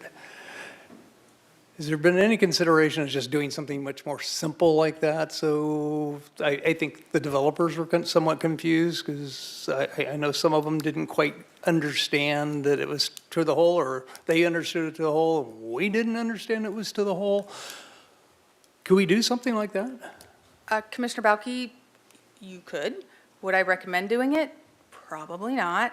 We did look at quite a few jurisdictions because everybody does it their own special way. Some of them do it by just the habitable space and have the fee rate, and that's it. Doesn't matter what your inclusionary requirement is. Some of them do it per unit cost. So it's just a really big number that is then multiplied by some variable fraction. Some of them do based on the size of the units, the square foot of the unit and your requirement. I mean, as many permutations as you can think of out there, they exist. We considered alternative ways to do it, but this is the way we have been doing it, and it's been working. So we said, we don't need to change it. It is already playing out the way we want to. I will note, I did the math based on just the unit square footage. In every single instance, just remove the last digit. So instead of being 121,000, this would be 12. For the other one, that's 3 million, it would be 300,000. So when you do the math and figure out, to Commissioner Wiscombe's point, how much does that generate to support the creation of a unit? It is 1/10. So 73,000 instead of 730,000 would be created if we used the average unit size here instead of the net floor area for all of the residential units of the buildings. We looked into it. We looked at how other jurisdictions do it. We elected to maintain some consistency because it's what we have, and it's how the study was evaluated to generate the rates that we brought forward. Right. Yeah, Because if they would have done another rate, the rates would have been a lot The higher rates would to have been actual what we consider construction They would have costs. been so Exactly. different. You would have eliminated that fraction at the beginning Correct. of the formula, but then the dollars per square foot Would would have have to- been completely yes. different. Closer to reality, They- because they good all- luck trying to build something even for $91. No, exactly. No, and thinking about it that way is, you have to remember that fraction in the front. Without the fraction, this formula is bonkers. But the fraction is what's telling you what's the inclusionary requirement you're trying to meet. We could have taken the fraction out and done it completely differently, but it would not be a $50 a square foot like shown on this page. It would have been a completely different value. So it was something that was considered. It was something that we just continued on the path that we are already on. Okay. And then I'm going to go to slide 21, which you asked for some feedback on, which was, is that the right number or did I get it wrong? What content were you looking for? I thought it was 21, maybe I got it wrong. It was a question about physically building the units elsewhere, not within the project, but Oh, yeah, that is a slide, offsite units and acquire and rehabilitate units. So these are alternative compliance methods. In essence, this is saying there are now 4 ways that you can comply, 4 options to comply with our inclusionary housing requirements. These did differ previously between rental and ownership, so part of the effort to make a program versus a multitude of programs in different locations with different requirements was, let's make all of the compliance methods available to all project types, rental or ownership, and make them the same. And so that's what this slide is showing, that you can do the on-site units and the fractional in lieu fees, which we've now talked about quite a lot. You can either do off-site units. There's objective requirements for those, as well as you could acquire and rehabilitate units, again, objective standards, or you could fee out, offset fee, whatever terminology we end up using going forward for consistency. So those are 4 different ways that you can meet inclusionary. Yeah. And my comment on that, especially when you get to the offsite, I would think we would want to at least harmonize ourselves with state density bonus law, which has the 1/4 mile requirement. Yes. Unless you And- have some other reason to go beyond that, but I think that would be sort of a starting point, is to start with that thought process. And we did discuss what would be the location parameters for those offsite units in relation to the existing, or the main project, for lack of a better term. Because we were looking at allowing this as, right, predictable as possible, and understanding that some of our city is more difficult to develop, we wanted to make sure that if a project was doing this, that they would provide them within a certain set distance. We chose a mile, or within, it's a resource area mapping done by the state, the California Tax Committee Allocation Committee, TCAC. They do an opportunity map online. It has to do with a lot of variables, and say we were proposing you have to provide those offsite units in the same resource category level or a higher one, so that if those offsite units aren't being done on site, we would hope they would be, but they're not being put in a less desirable or less opportunistic area of town. So we did look at the requirements and looking at quarter mile, half mile, 1 mile, 1.5 miles. What does that mean? If we're looking here, how far can I do? How many parcels does that mean? I did a whole lot of mapping and buffering, and what does this mean? How do I offer the flexibility? And we settled on a mile as what we're recommending. And part of that is to be more flexible than state density bonus law. That was intentional, that we wanted to have more flexibility. And that leads me to actually my last one. Question here was, has somebody done a comparative analysis using state density bonus as far as the economics of a project based on that Yes, versus it's in the study. what our It in is, lieu yeah, is? we did. And yeah, at this point, I mean, it was weeks ago we had that package in my And it brain, was so more I've just feasible to do probably state density flushed bonus half law. of it, but Yeah. okay, so. Yeah, so okay. we did look at the prototype 5, which I've been using as the example throughout today. We looked at what if that project, instead of doing inclusionary and the 43 units, what if they decided to use state density bonus law at 2 different levels, and what would that do to the feasibility of a project? Unsurprisingly, based on the trends we're seeing in development locally, state density bonus law is more feasible. And so that's why a lot of the recommendations in the study were looking at the feasibility of what a project is, but we're not solely focused on the feasibility alone, because this is a local policy decision as well. So it was part of the thinking, and we analyzed it at the outset to be able to always remember that's in the back of our head. This is something available to an applicant, and what does that mean to their development as we're trying to really balance these competing needs, these competing kind of goals, right? Create new housing and prioritize affordable housing. Okay, one last one, once you've Okay. triggered. If we're trying to get housing, I think that's the whole concept here.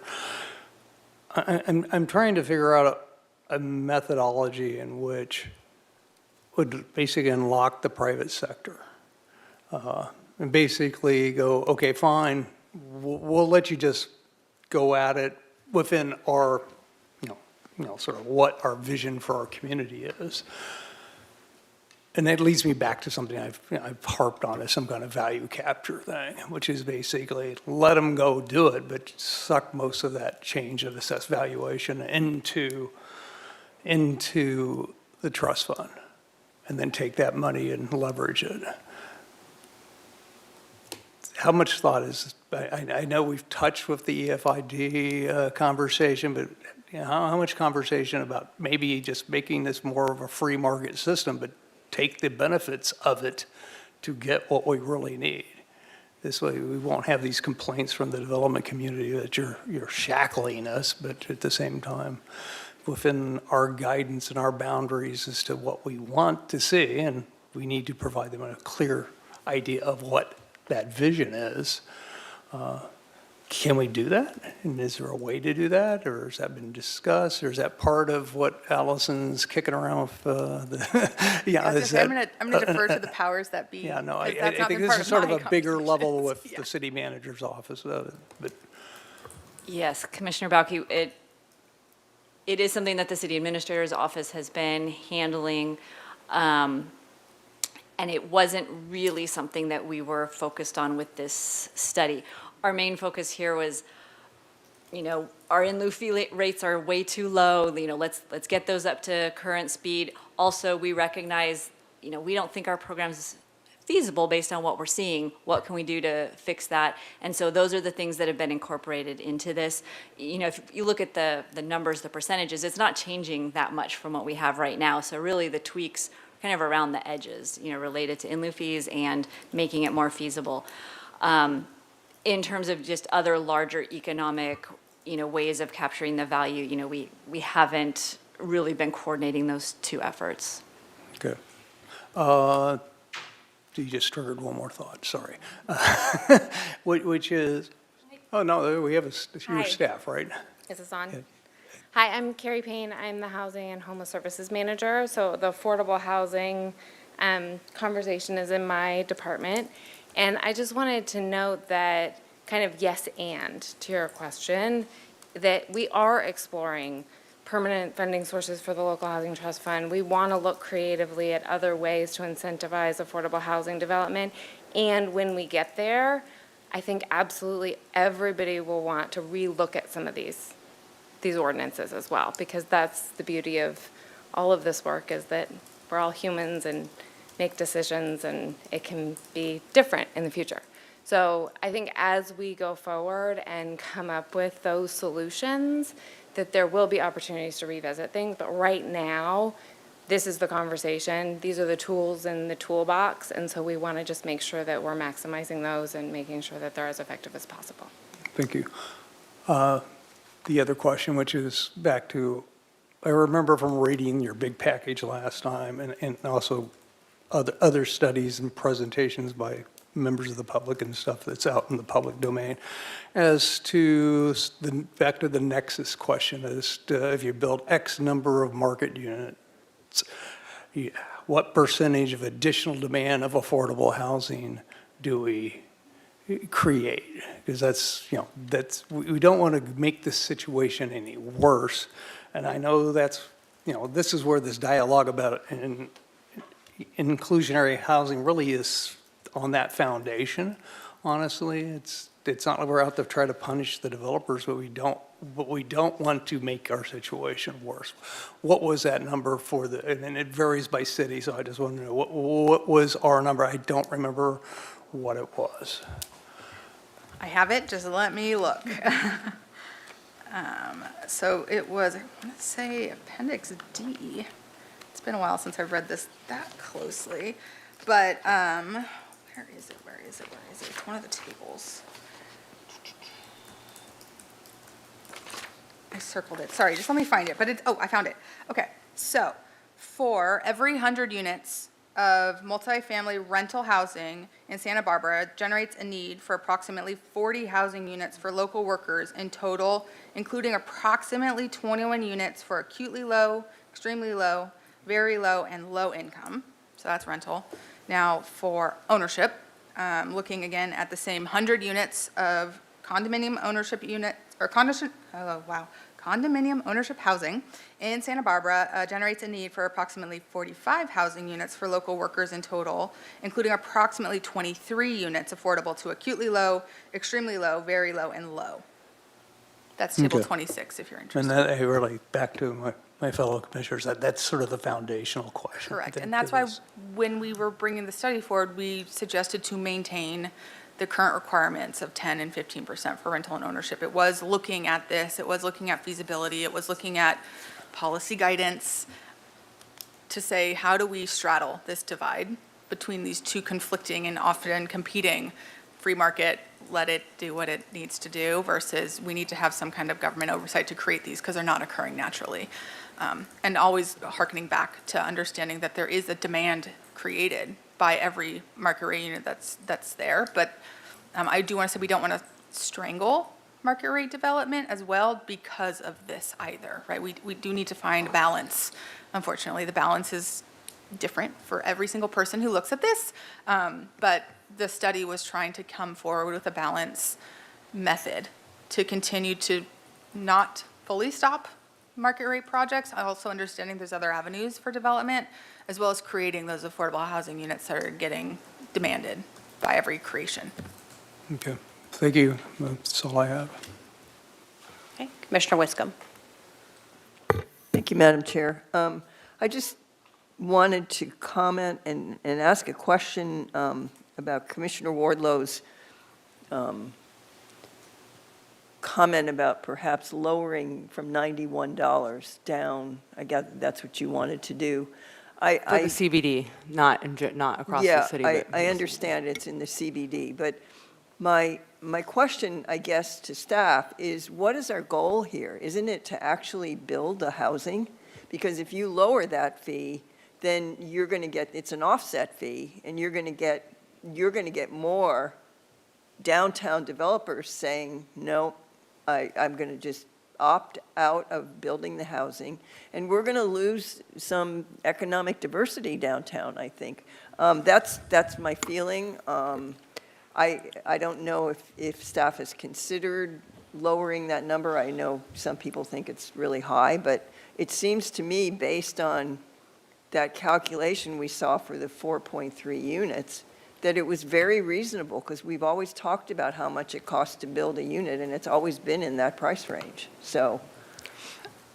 And we did look at what fee rate should we charge, to your point, when we did the math and saw how much it generates to create that affordable unit, it aligned pretty closely with stated figures from our local housing authority. And it also made sense, because this project isn't constructing those units, so you don't have all of the financing costs up front to be able to construct that.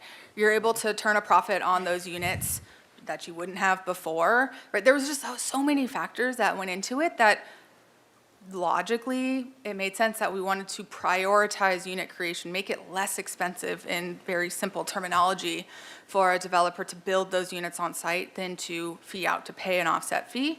The offset fee could be changed depending on what the stated priorities are, and to Commissioner Wardlow's point, maybe it's a different offset fee in different geographic locations to that point. But when we were looking at this program, right, it's a citywide program, and we were saying we want on-site units, so the fee to not build units should not be lower than what the cost is to build those units. That's what I thought, and I'm not saying that you advocated for it, because you said you didn't know how you felt about it, but I was, I guess I just felt that staff needed to address that, because I think our goal is to get the housing, but there are going to be some developers that just say, I'm not going to build it because I don't want to manage it for 90 years, and, so I'm just going to pay the fee and move on. And it seems to me that's what we've heard for years from developers. Give us that option to do that, and this seems very reasonable. So that's my comment. Thanks. Thank you. Commissioner Wardlow. Is it okay that I respond to Commissioner Wiscombe? Kind of? No? Sort of? Okay. Well, I think what I'm trying to so I very much want to see housing units downtown that have affordability in them. My concern is that we're not getting that. And so I'm trying to figure out a way that we can meaningfully start to get housing downtown, while understanding that we are about to, and this is very important to me, that we vigorously pursue our plan around bringing affordable housing to city-owned assets and lots downtown. And given the ongoing discussion about how do we fund the local housing trust fund, this to me could be a way that we start to get funding to support those efforts. Because I'm concerned that if we don't start to make it easier to build downtown, that we're going to continue doing what we're doing, which we're not getting buildings downtown. But I am concerned, to Commissioner Wiscombe's point, that then we don't get any of the affordable units built into the larger market rate projects, which is the policy direction that we want. I'm just concerned that we're not getting the outcomes from that. And so how do we balance that? And so I'm really torn on this, because I want to see us make progress. And, I agree with Commissioner Wiscombe that my understanding from the development community was, give us the ability to fee out and we'll fee out. And that's exactly what you've proposed, and I appreciate the work that staff has done to push the consultant to consider that, given that's not standard practice in these types of programs. But if the fee is higher than the cost of construction, I'm worried that then we just end up where we are. So if there's like a middle ground there or something that we could pursue, specifically for the CBD district, understanding that we know that it's more costly to build down there, the price of land, all of the things that we already know, maybe there's some wiggle room there. I do want to hear from my colleagues on what they feel, but that's the balance I'm trying to strike, just understanding that after being on this commission for 5 years, it's been very difficult for us to actually see these projects come to fruition, and Commissioner Wiscombe has even more experience and longer tenure on the commission. So, where that balance is, I am open, to, because I think we share the same goal of really ensuring that ideally they build the units, but because we're just not getting there, I'm concerned, and so I'm trying to think of for the CBD district where we're really trying to prioritize for a whole host of other reasons, is there some flexibility there that then, if people don't build the units, that at least we're then getting substantial funding into the local housing trust fund to support our other really big priority where we know we're going to get affordability, which is through, building on city-owned assets. So that's the kind of trade-off, because I think if we were to lower the fee a little bit, understanding that they're probably not going to build the units then, but then we're getting substantial money, $700,000, $800,000, $1 million per project, that then can be, to Commissioner Barnwell's point, quadrupled or tenfolded by the housing authority. So I understand that this is a conversation about the amendment specific to this ordinance, but it's in the context of the broader goals that we're all considering and we're all working on around housing. So that's the balance I'm trying to strike, and I really do, I'm quite torn about this, and I look forward to hearing from my other commissioners. And I also appreciate Commissioner Bauke's points on how this all intersects with state law is also a whole other consideration, right? We have to be competitive enough that people are actually utilizing our program, because I think from a community character and preserving the charm of what we all love about Santa Barbara, we're concerned about the use of state bonus density law, and, sidestepping some of our, processes that ensure that, these buildings are, beautiful and really maintain the character and charm of our community. So all of those things combined is what is making me question, do we go, to the max level in the downtown when we have these other considerations that we're trying to really prioritize, and that we know we can get more affordability out of the city's pursuit of the city lots? Because even in these projects, 10%, and I think we all know, I wanted to increase the inclusionary. Clearly, that's not happening. But because it's just not financially viable, as we've proven through the market, right? It's just not working. So if we're not getting, if we're only getting a couple units here and there, is that worth it for the trade-off of getting substantial funding towards really, doubling down on what we can do on the city-owned assets and building true affordable workforce housing?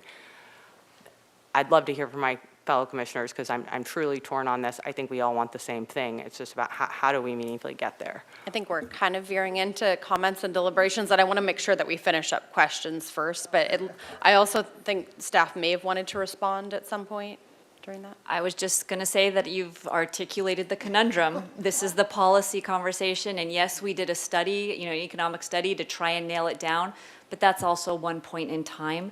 Interest rates change, everything changes, and so we're all just doing our best to find that sweet spot. And Commissioner Peterson, did you still have a question? No, comments. Okay. I thought we were moving to comments. Sorry, I let us go there. I apologize. That was on me. No, you're fine. Are there other questions? Do you have questions? My questions have been asked and answered several times. Do we want to take a break before we go to yes, okay. So it is 2:43 right now. Let's be back by 2:50. 7 minutes, that's true.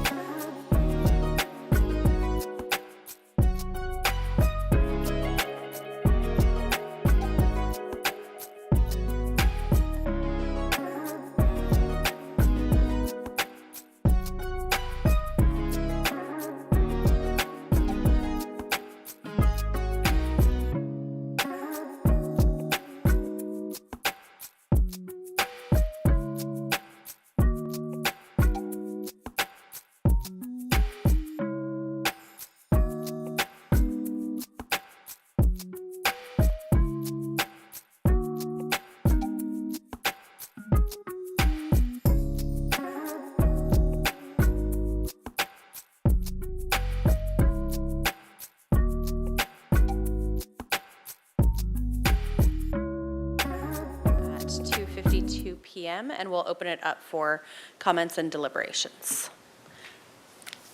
Commissioner Peterson? So, you want to ask a question? Commissioner Wardlow? So, and I meant to ask this earlier, but I know that we have talked about this extensively, about the residual land value, and I know that this, in the previous hearing, we were all concerned about the way in which the report was done, why we use these calculations compared to the previous inclusionary study that used a different type of calculation, and obviously the benchmark set at 10% versus like a 7 or 8%, which is more a normal kind of return. But when I'm looking at the 91 for the fee out, I saw somewhere here that it says it creates that at a 91 full fee out case produced a negative residual land value of about negative $34 a square foot. Can you explain that more? I could try. Unfortunately, we don't have the consultant here with us today who could speak to it more eloquently than I. But that project, under that consideration, is not benefiting from the recommendations that increase feasibility. So I've mentioned a few times rental units as bonus units. So that means that project, if you are looking at the table in that exhibit, a project that's building those units actually gets to do 43 market rate units and 4 inclusionary units. So that's a total 47 units. That dramatically changes your feasibility for the better. But when you can no longer do 47 units, your feasibility doesn't benefit from those extra units, as well as the changes to rent and a couple of the other little triggers. So when you look at it cumulatively, doing those inclusionary units on site do benefit the project, the financials of it. Whereas when you look at the fee out option, it doesn't benefit from those improving feasibility measures. Because the base density, because the inclusionary units now we're allowing to be on top of the base density. Correct, that's Okay. recommendation F, which we're incorporating. And that was the biggest driver for doing that. One, it aligns everything together, rental and ownership, but it really improves the feasibility of these projects, which is something we were always keeping on that like balance table, right? And I think that's we want these projects to move forward. But it goes back to the point that like the fee out program that we're talking about, it is financially a lot more challenging versus if we were to, and I'm still a little confused on what is the exact like commensurate with construction cost figure. If we could get that would be helpful for me. I don't know if it's helpful to anybody else at this point, but that's my concern, is that Okay. we're still, if we're allowing the fee out, it seems like people probably may not do it because it's negative on the financial side for them, and yet okay. I'm done. I'll let somebody else speak now. Yeah, and I want to draw attention to this slide, which again is a very, very high-level summary of that, the feasibility analysis the consultant did. The feasibility does decrease with G2 to the points that I made, because we are trying to prioritize the creation of those units. If we made it easier to not build units and instead pay a fee, no rational actor, just based on the economics that the pro formas are able to look at, would choose to do that. So therefore, it undermines that prioritization, which as staff, we didn't want to recommend. But then, so if we came up with a happy middle part, let's say 75, I'm just making up a number, then wouldn't that ensure that like, then they do fee out and we get the money, but then we're just not going to get the units in that case? And that's the cost benefit analysis that needs to be done at a policy level. Are we okay with maybe charging less, letting the developer have less heartache by not building the units, and we'll get the fees, which is great. We can turn it into something else, either on the city-owned land that you, Commissioner Wardlow, have mentioned, or taking it to housing authority or an equivalent, much like Commissioner Barnwell has mentioned. There is, and that is a policy decision. We've done the analysis. 91 for rental made sense to staff as we were looking through it, because we are trying to prioritize the creation of on-site units. But if you're saying that because we're now allowing the base density, the inclusionary to be on top of the base density, and that is financially in some ways better, right? Yes, it is. Is there a number that we can come up with that ensures that that's still financially better because you're getting the base density, piece on top of it, but that the fee out is not financially worse, than just is there a middle ground here? There definitely is, but if that would deprioritize the creation of on-site units, because it'd make it just as effectively the same cost to a developer to do this, which if that was the policy direction we were given, we could have brought that forward, but it wasn't. We were told on-site units are the priority, so we aligned the fee with that mentality. The fee could be lowered, but it would deprioritize creating units on site, which we didn't see aligning with the direction we were given. I really appreciate all of your tremendous work on this, and thank you for entertaining all of my questions. Thank you. Commissioner Peterson? Are we in comments now, just FYI? Yes. Okay. Thank you. Okay, we're in comments. I think earlier it was said that developers would like, a $0 rate. Like that's the thing that pencils out. But I hope that there's a number that works more than that if we do some innovative things and if we provide concessions. And I think, one of the contexts of all of this is state density bonus law. I think that's the reality under which we're operating. It's not either we get 10% or we get nothing. It's either they use our local program or they don't build at all or they use state density bonus law. And so I'm really hoping that there's some kind of information that we can find and some sweet spot that we can determine amidst a variety of factors and interests. And I think there's questions that exist. How do we get people to build? How do we get the money for the Affordable Housing Trust Fund? How do we incentivize developers to use our program rather than state density bonus law? And is the answer to that question some kind of concession, or to Commissioner Bauke's value added or value capture proposal? I'll support that, whatever works. I think we have interests here that we want to see aligned or solved, and it's like a Venn diagram. I know that we want affordable housing downtown, and there's been policy direction to have affordable housing within these units. But for those powers that be that are listening, would we rather see 2 units in a 20-unit project, or would we rather see the housing authority build a 20-unit project across the street and also have that 20-unit project? I think that's a legitimate question. I don't think it's alienation. I think we're talking about the same neighborhoods here, potentially the same neighborhoods. There's a parking lot right outside this building that could be one of those. And it's a question of leverage too. I think we talk about, we're trying to capture the amount of money that would actually take to build these units. But building affordable units in market rate projects is cheaper than what the housing authority spends in building them. So that's a factor. And then also the housing authority or nonprofit developers can leverage that money. And so do we really need the full amount to satisfy the other concerns about, the contextualization of, they'll just use another program, or they won't build. And so I think, I'm not trying to water anything down. I think these are legitimate questions that we need more information on to make informed decisions. And my only comment, I think some of my comments would be summarized in the question of, can we get more information? And but I'll be supportive of where this ends up. Thank you. Commissioner Barnwell? Thank you, Madam Chair. I'll start with what he just ended with. I'm going to be supportive of whatever we come with, but boy, there's a lot of asterisks and footnotes to my support. I understand that this is tied into so many other things that we're doing associated with housing. One of the public speakers said that, Mr. Lewis said that only 5 middle income or moderate units had been built. I'm curious, how many units have been built under the current program that we have? Do we have any idea? We do. Give me 1 second while you talk. I will find it. We do.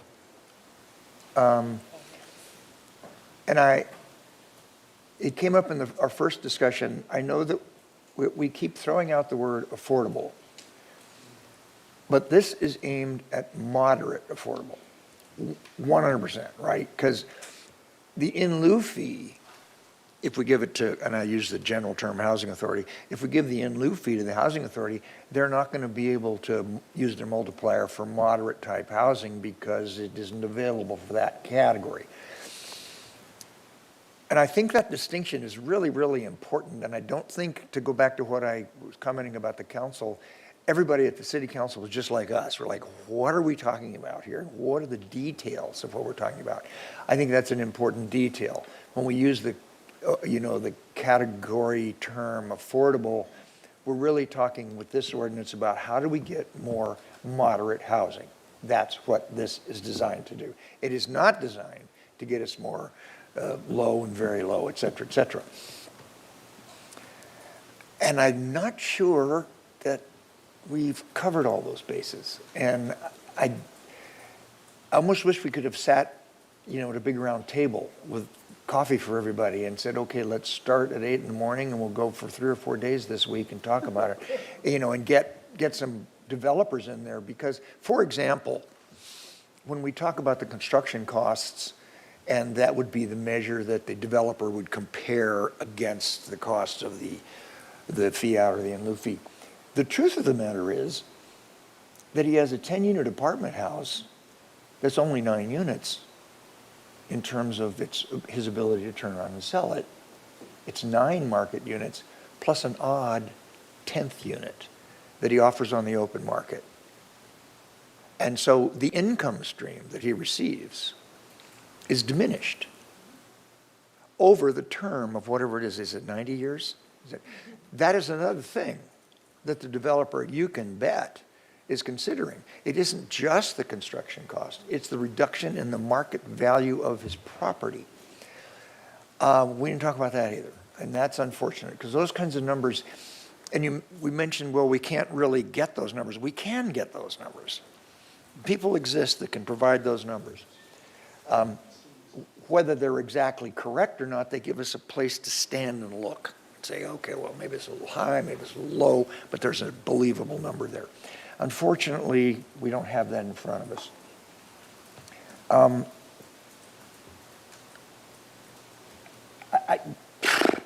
I don't know what else to say. We say this all the time, but I mean it. This report is excellent, and your comprehension of this is excellent. And every single thing that we have said about, well, did you consider? You had considered it.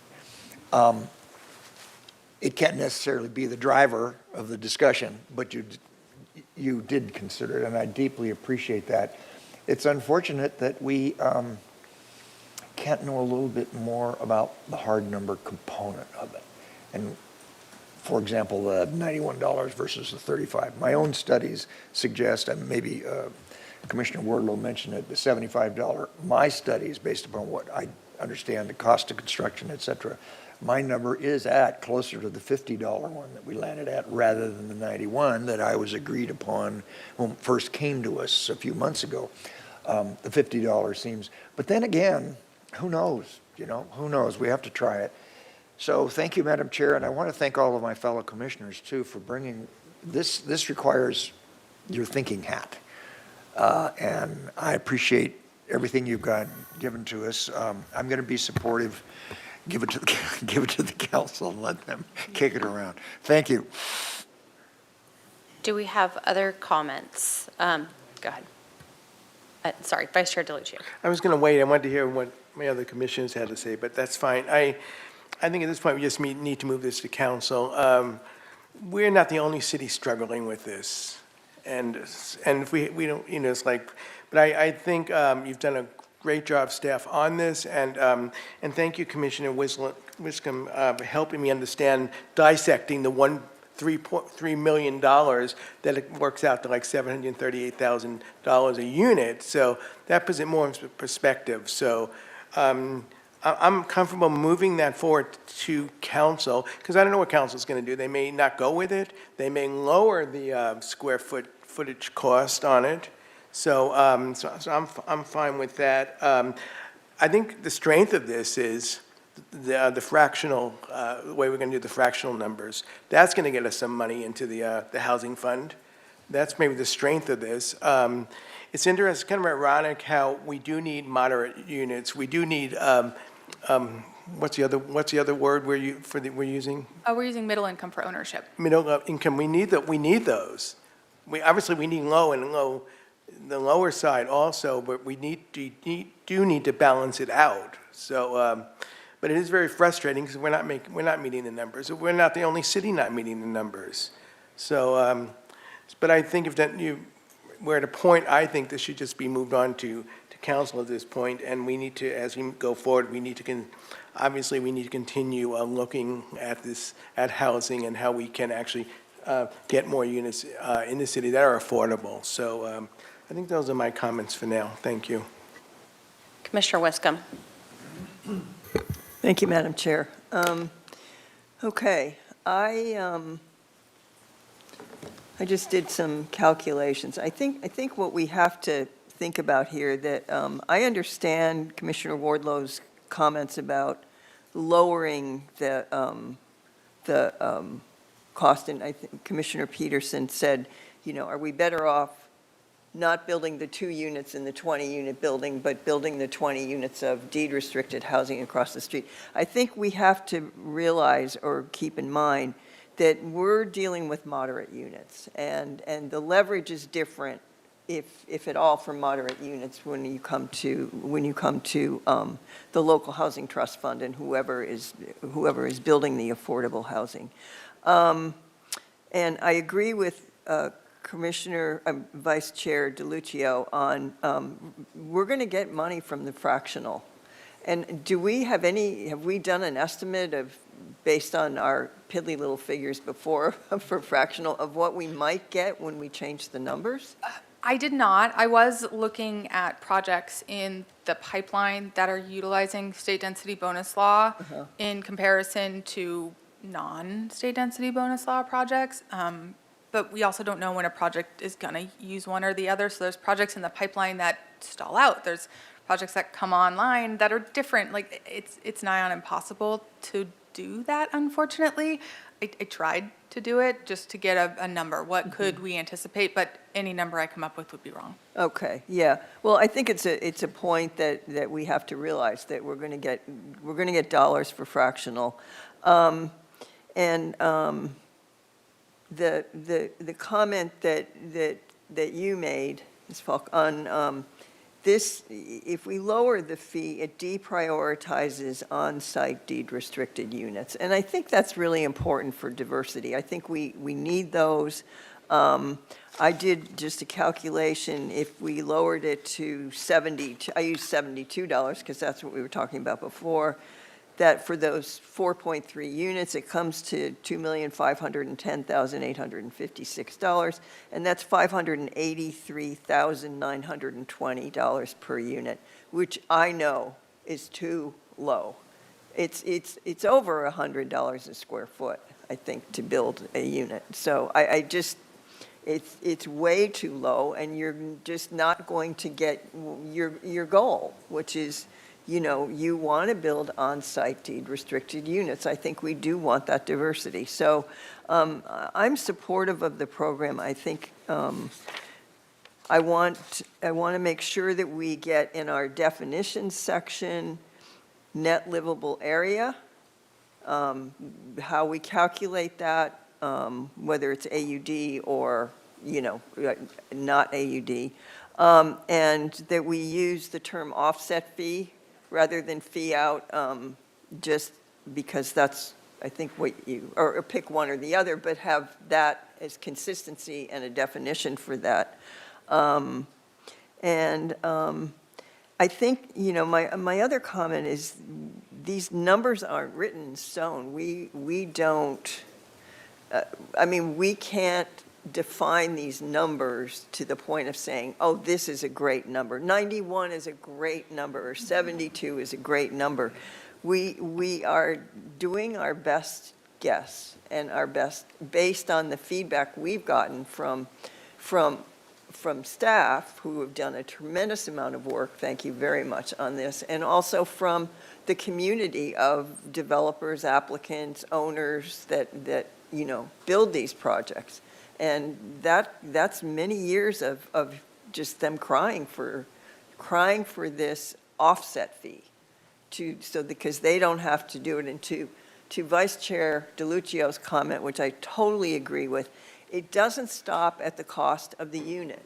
It carries on for 90 years with with paperwork and making sure that whoever is living in that unit deserves to live in that unit, and that it is indeed deed restricted. So, and that's a cost. So instead of the 10 units that you have, you actually only have 9 units that are market rate, and then you have the 1 unit that, you know, could become, and according to some developers, is the albatross, which is why they want the offset fee. So I think you've done a fantastic job. I think you have something defensible to present to council, and I'm happy to move this on with the additional definitions in there, and that's all I have to say. Thank you. Thank you. Do we have comments from others? So we're specifically looking at comments or feedback on the fee for fractional, because that's changed since the last time it came to us, and also more specifically on G2. If you'd like. Yes. Commissioner Bauke. Thank you, Madam Chair. This is a conundrum, honestly. And I maybe it's just my instincts, and knowing what I do for a living and run gap analysis and run the numbers on these things and looked at what the inclusionary impact on a project would be to the financials of what we would sell. And sometimes I was a land seller, and sometimes we were the developer. So it's still the same number. You still go do the same math to figure out what the market value of the land is. And in all cases, no matter where it is in the state of California, there's some kind of inclusionary requirement of some shape or form. And that's just a cost. And that cost goes to the cost that a developer will buy a piece of land for when he does his analysis. And he's not going to do it without making a return. There's a lot of things in that equation: finance costs, construction soft and hard costs, and those things are always moving. And with the current administration, things have gotten worse on a number of those categories, both on the input costs and the finance costs.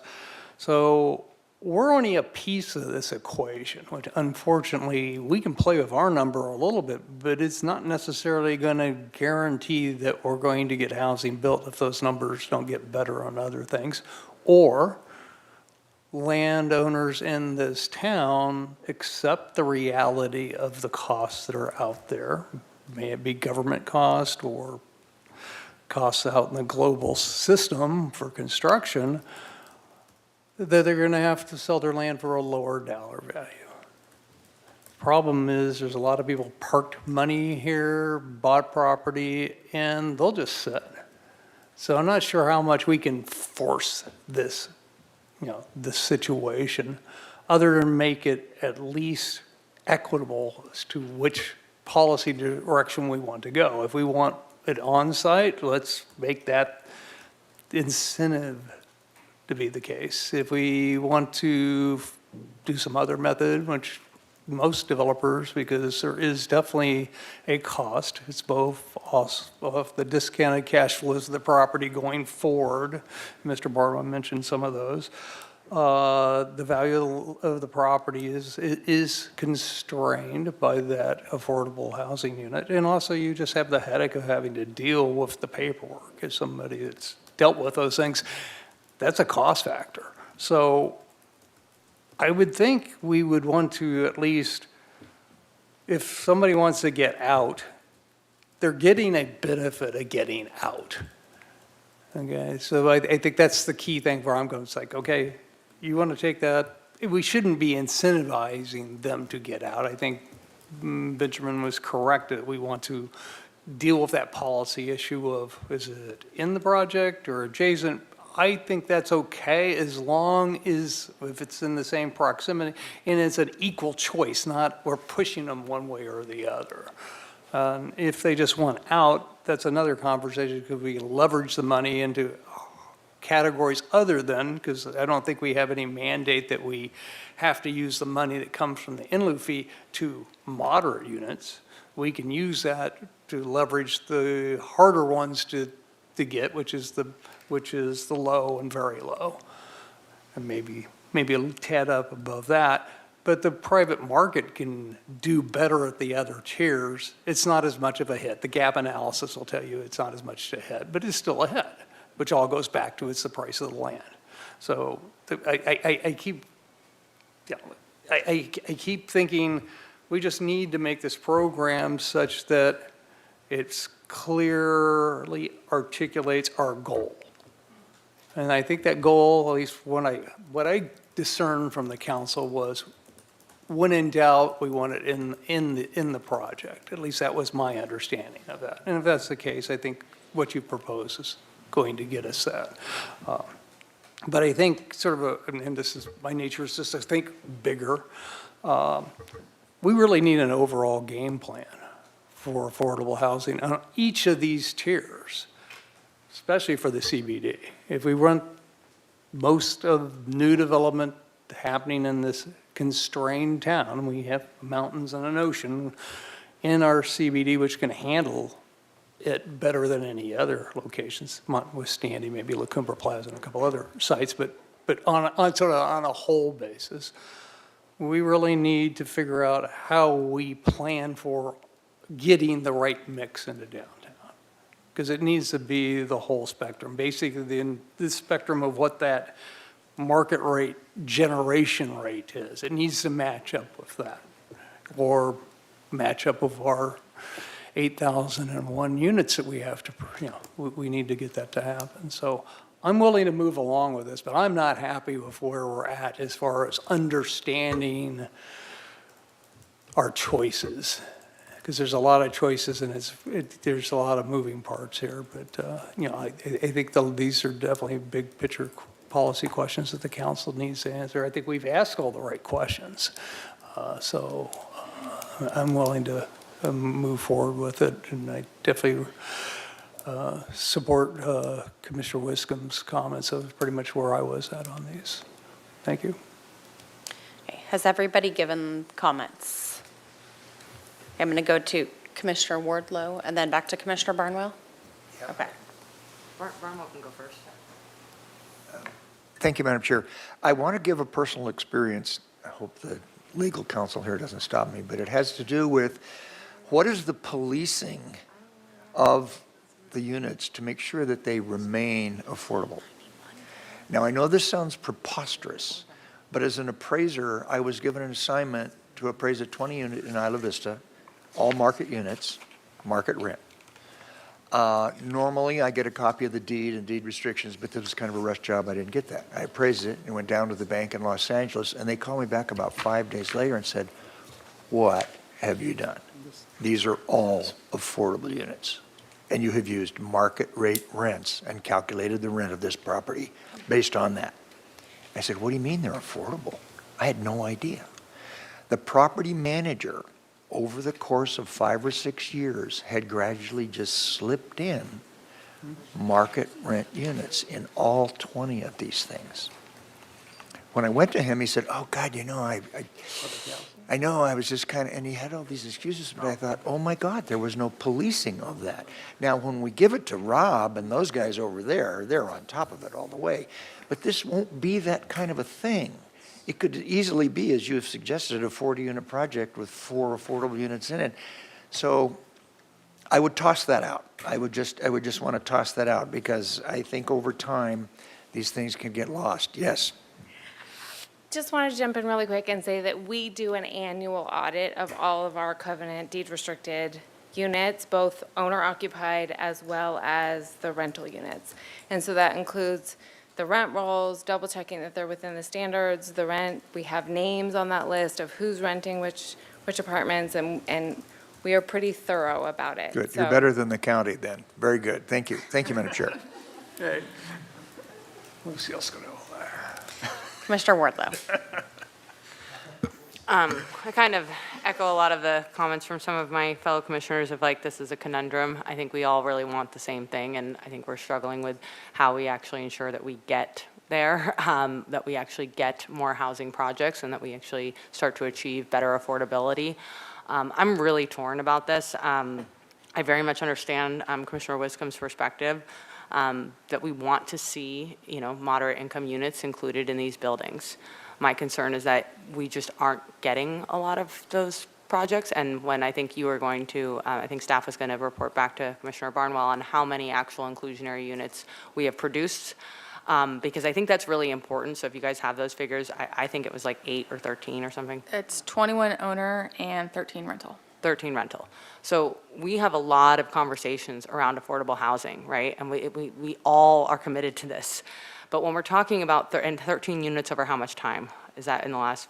2019 through end of calendar year 2025. Oh, wow, that's worse than I thought. Okay, I thought that was from 2021 or since the beginning of this RENA cycle. So since 2019, we've gotten 13 units.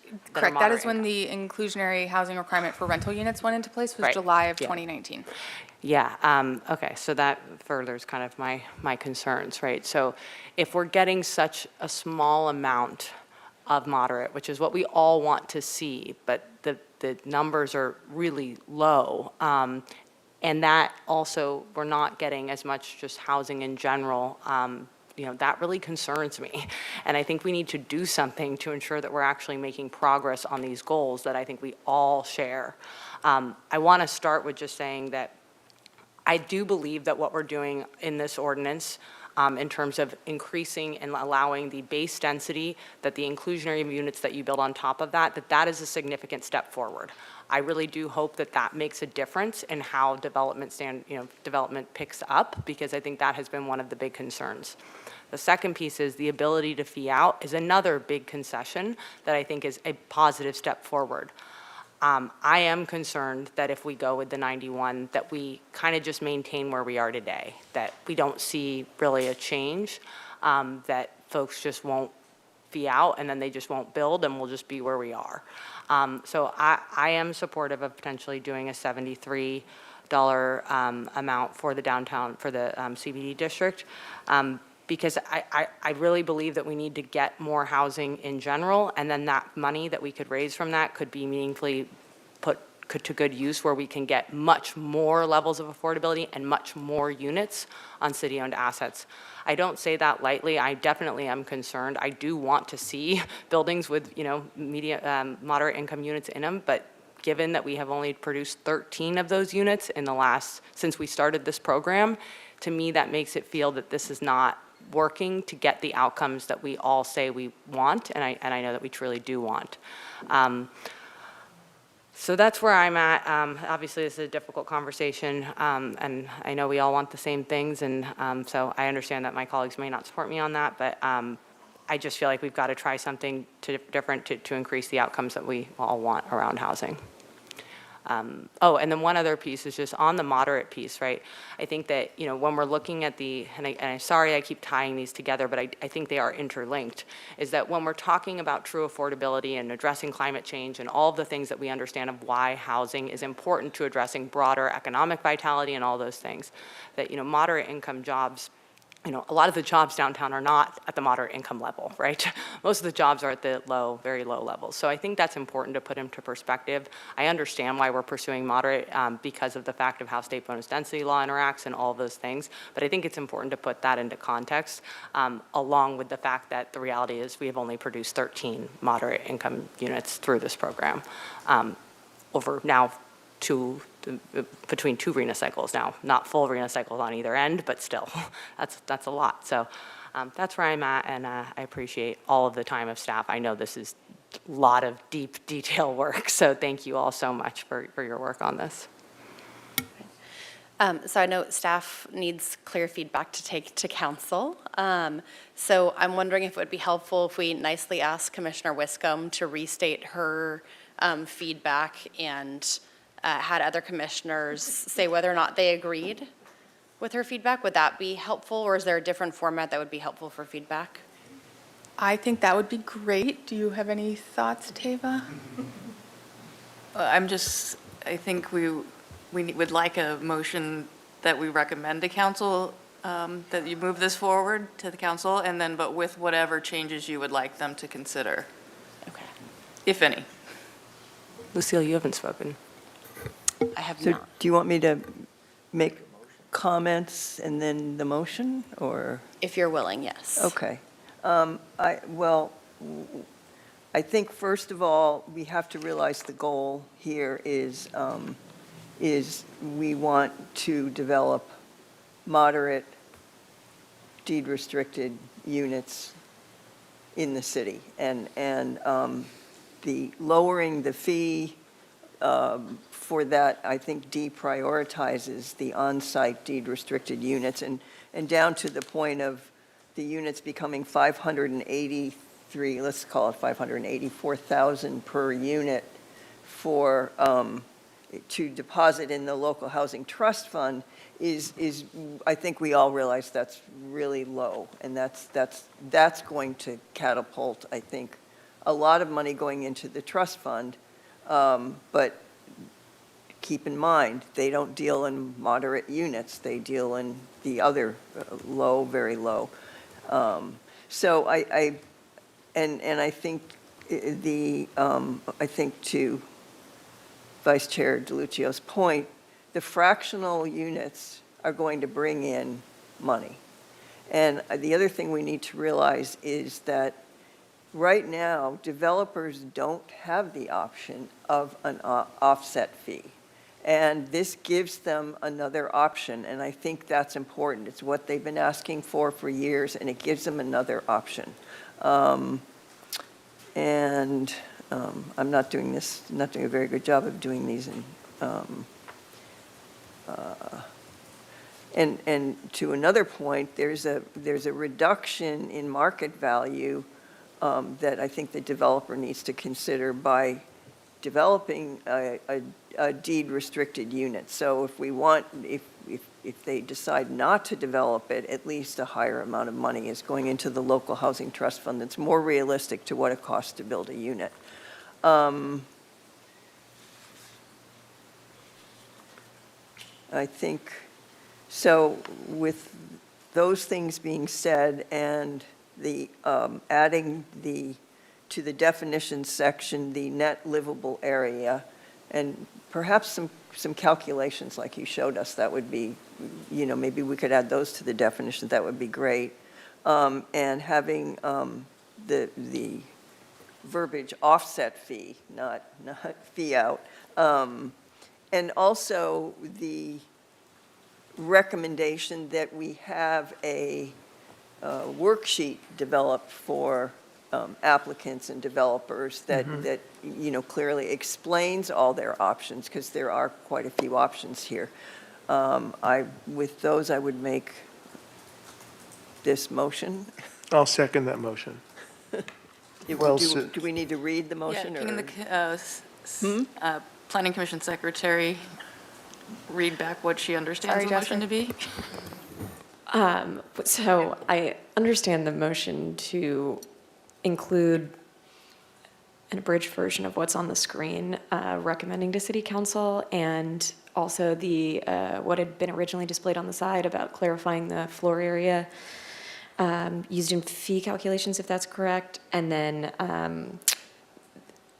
Commissioner Wiscombe's comments regarding the expanding the definition sections with the net livable area, adding calculations verbiage for the offset fee, be offset fee instead of fee out, a recommendation for a worksheet for applicants, which I will expand on this when I review the recording. And additionally, I didn't capture your beginning comments, which I will capture in the recording, because I wasn't sure where you went into the summary, but I will get everything you said. Sorry, Jasper. Okay, and it's actually net livable floor area. Yeah, I think that's what, we want to be consistent. So if we have examples of calculation examples that show net livable floor area, we want that in the definition, which doesn't exist there right now. So Did the motion include CEQA and consistency with general plan and city charter as well? Yes, yes. So item B of the recommendation to forward to city council and item C. Second. Further discussion, especially if there's further discussion around the exact fees around G2. Commissioner Barnwell. Before it's lost, I think before it's lost, the council needs to know that we think there's so much more that needs to be done on this whole concept, including what Commissioner Wardlow said, which is our own city-owned land and designating whatever kind of people we want to rent those units. But I think that whatever we do with the council, we need to carry forward the idea that this is just the tip of the iceberg as far as we're concerned. Commissioner Peterson. The only thing I would add is in our tables that we had, there was spread of in lieu fees by methodology, and I would support the $73 that Commissioner Wardlow suggested based on that, but I understand if the majority isn't there. This would be for the G2 fee out 100%. Can I just get a little, For rental? can I get some clarification on that? I believe Commissioner Wardlow mentioned it just for the central business district. Is Yes, that- You agree yes. with that? Okay. I think it was $72. That was what's in the report, $72. That's The upper bracket was 73, and the construction cost, I was trying to go off of what is the actual construction cost. That was what was in the chart. If that's a request to amend the motion, I think, Oh, well, yeah, I guess we're talking about the motion, then sure, well, that's where my vote is, but I'm willing to go with where the majority is. in the business district, right? Only. Yes, well, that's what you said, right? Yeah, I made the motion, my comments were focused on the business district. I am open to hearing others' perspectives, but yeah, that's where I'm at. so I'm going to quickly look to city attorney because I think we have competing motions. Do we need to vote on one to move to the next? Chair Boss, I don't think was there another motion? I think it was just a request to amend the motion on the floor. Okay. Yeah, and so now it would theoretically be discussion on the amendment. We could vote on the amendment and then vote on the motion. Wait, sorry, point of order. So if you'd like to make a substitute motion that would add that, then that would be what we do. If we're just discussing your proposal that Commissioner Wiscombe add that to the motion, then we can have that discussion. And Continuing if discussion. Commissioner Wiscombe and the seconder agree, then it could be added. If they choose not to, then we vote on it and see where we land. Okay, so we have the motion to keep as is, but we have a request to amend it to 73. So we'll now have discussion on that request. Okay. I'm supportive of that as well. Well, that would be, I'm supportive of that being in the business district, in the 73, but the rest of the city, we're talking about the 91, correct? Yeah, that's what I'm talking about for this, because I think this discussion, I think Commissioner Wiscombe raises a lot of good points. I look forward to kind of seeing what council says. I would be open to considering it citywide, but given how this discussion has gone, I think to center it in the central business district for this Well, purpose. if that's your intent, then that I can go for, just, in the business district, but not the balance of the city would be the 91. Okay, I'd like to hear from Commissioners Bauke and Barnwell, and then to the motion maker. I support the change. I'll go along. What? Wow. I think it's a number that's been thrown out without any consideration other than the fact that it lowers the cost of a unit to $584,000, which is a steal. You're not going to get any moderate units built in the central business district, I don't think. I think you're just going to get contributions to the local housing trust fund. And where, yes, you will get affordable units built eventually from the local housing trust fund, you're not going to get the moderate units, which was the goal here of the program. And I also feel that we have not given this offset fee a chance to take it for a ride and see what it does. We talk about not getting housing downtown. There's been a ton of reasons why we haven't gotten housing downtown. And one of the reasons was we didn't have an offset fee before. And the developers had to build the units. They were begging to have an offset fee. So I think arbitrarily lowering it is the wrong thing to do at this point. And I can't, I don't know if it was a motion, but I can't support that change in the motion. I'll look to City Attorney again to. Chair Boss, so there's a motion on the floor. If someone would like to propose a substitute motion, then they can do so, and then we would vote on the substitute motion first, and if it passed, then the other one will fail. If the substitute motion fails, then we'll vote on this. Commissioner Point of order. Peterson? Couldn't we vote on the, since we're considering the motion on the floor, couldn't we consider an amendment to that motion, vote on that amendment, and then vote on the motion? The No? motion maker No, has to. Okay. all right. No. Am I able to, if we're still in the discussion, am I able to respond to Commissioner Wiscombe? Since we were having a discussion on the motion?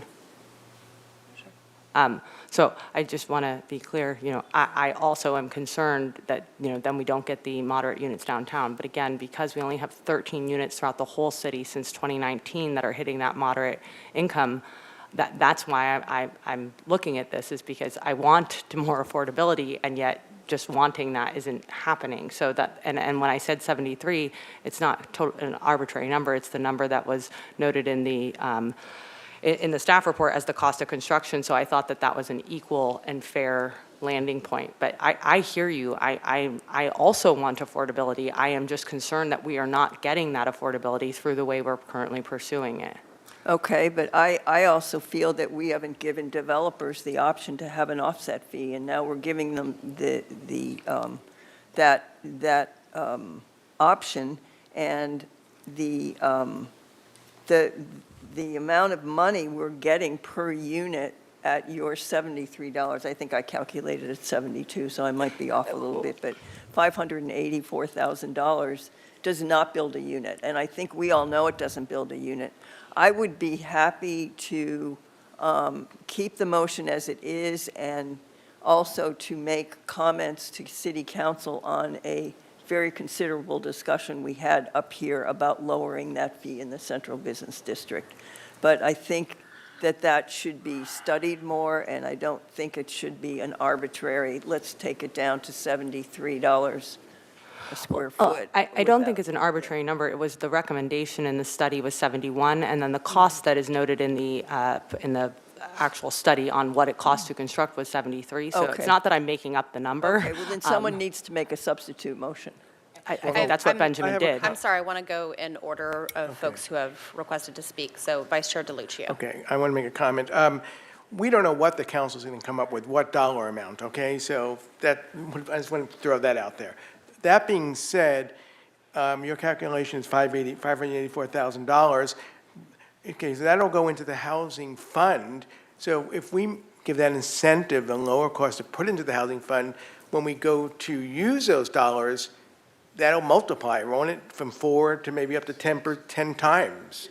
So we can, that's another avenue in order to get us the affordable housing that we need. So I don't know, I'm willing to go along with this. I'll make a substitute motion if I can. I'll make this. We should call for the Yeah, question. we need Okay. to first finish this discussion. Commissioner Barnwell. I'd like to call for the question,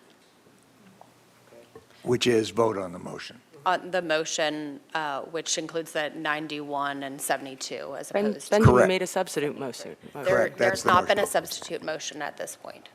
There was a No request- substitute motion, the original motion, which does not include Commissioner Wardlow's Can I changes. withdraw my motion?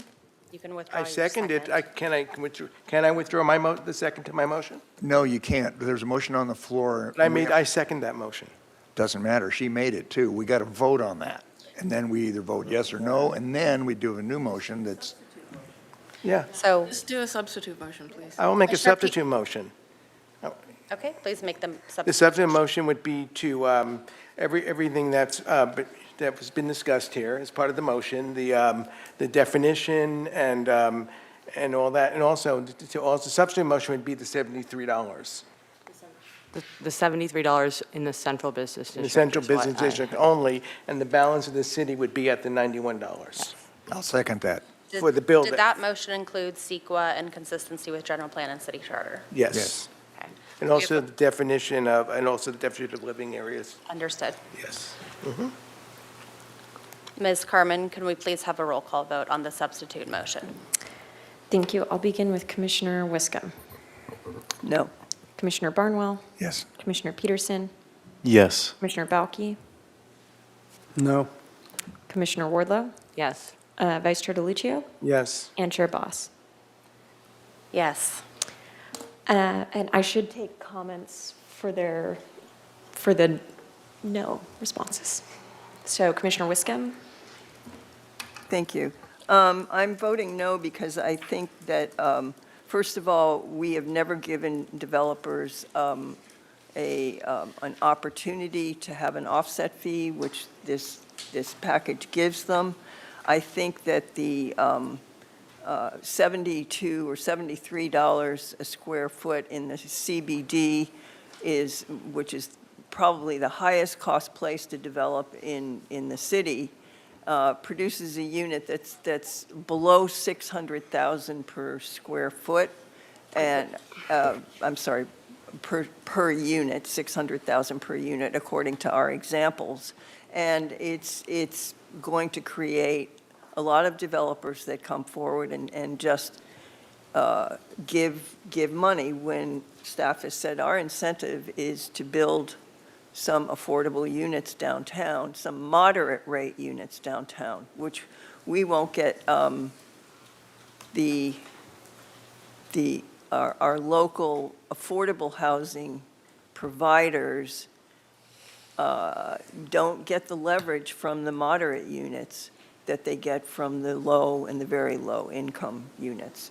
I think it would be, I would have thought it would be great to pass on to council this very fruitful discussion on lowering the rate in the central business district, but that we should have left it where it was.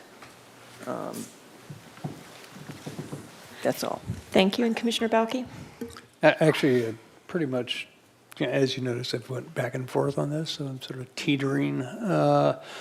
But I think Commissioner Wiscombe's thought process is where I pretty much landed at the end of this, which is this is a little premature to jump to that. Because I think our goal is we're giving them some significant ways to do this different than what we've had before. And I think we should at least give it a test ride before we start lowering things. I think we do that later if we have no takers. Thank you. Motion passes. We're now, thank you, Ms. Carmen. This action is not appealable. The next steps are just that it will go to council, correct? Thank you. We'll close that item and move to the administrative portion of our agenda with a lot of gratitude to staff for being in this conundrum with us, and we appreciate your due diligence and time spent on study. Moving on to the administrative portion of the agenda, committee and liaison reports, beginning with the staff hearing officer report. I have a brief one. I was actually in person yesterday because I met with staff on the other item we just took up. Two things were on the agenda: 167 Vista Del Mar Drive, approval of a coastal development permit to allow for an ADU, and then 1454 Harborview Drive, approvals for a coastal development permit to allow for an ADU, and requires a front setback modification to allow for increased roof height. That's my report. Thank you. Any other committee liaison reports? Okay, move on to discussion on subcommittees and workshops. I think as a result of this item discussion in past meetings, we had a good discussion with council about downtown density, and I understand that We'll be reconvening to talk about city-owned land, but are there other items that we would like to add to this list? Okay, then it is now 3:47 PM. That concludes our August 20th Planning Commission hearing. Our next meeting is tentatively scheduled for Thursday, September 3rd. Thank you.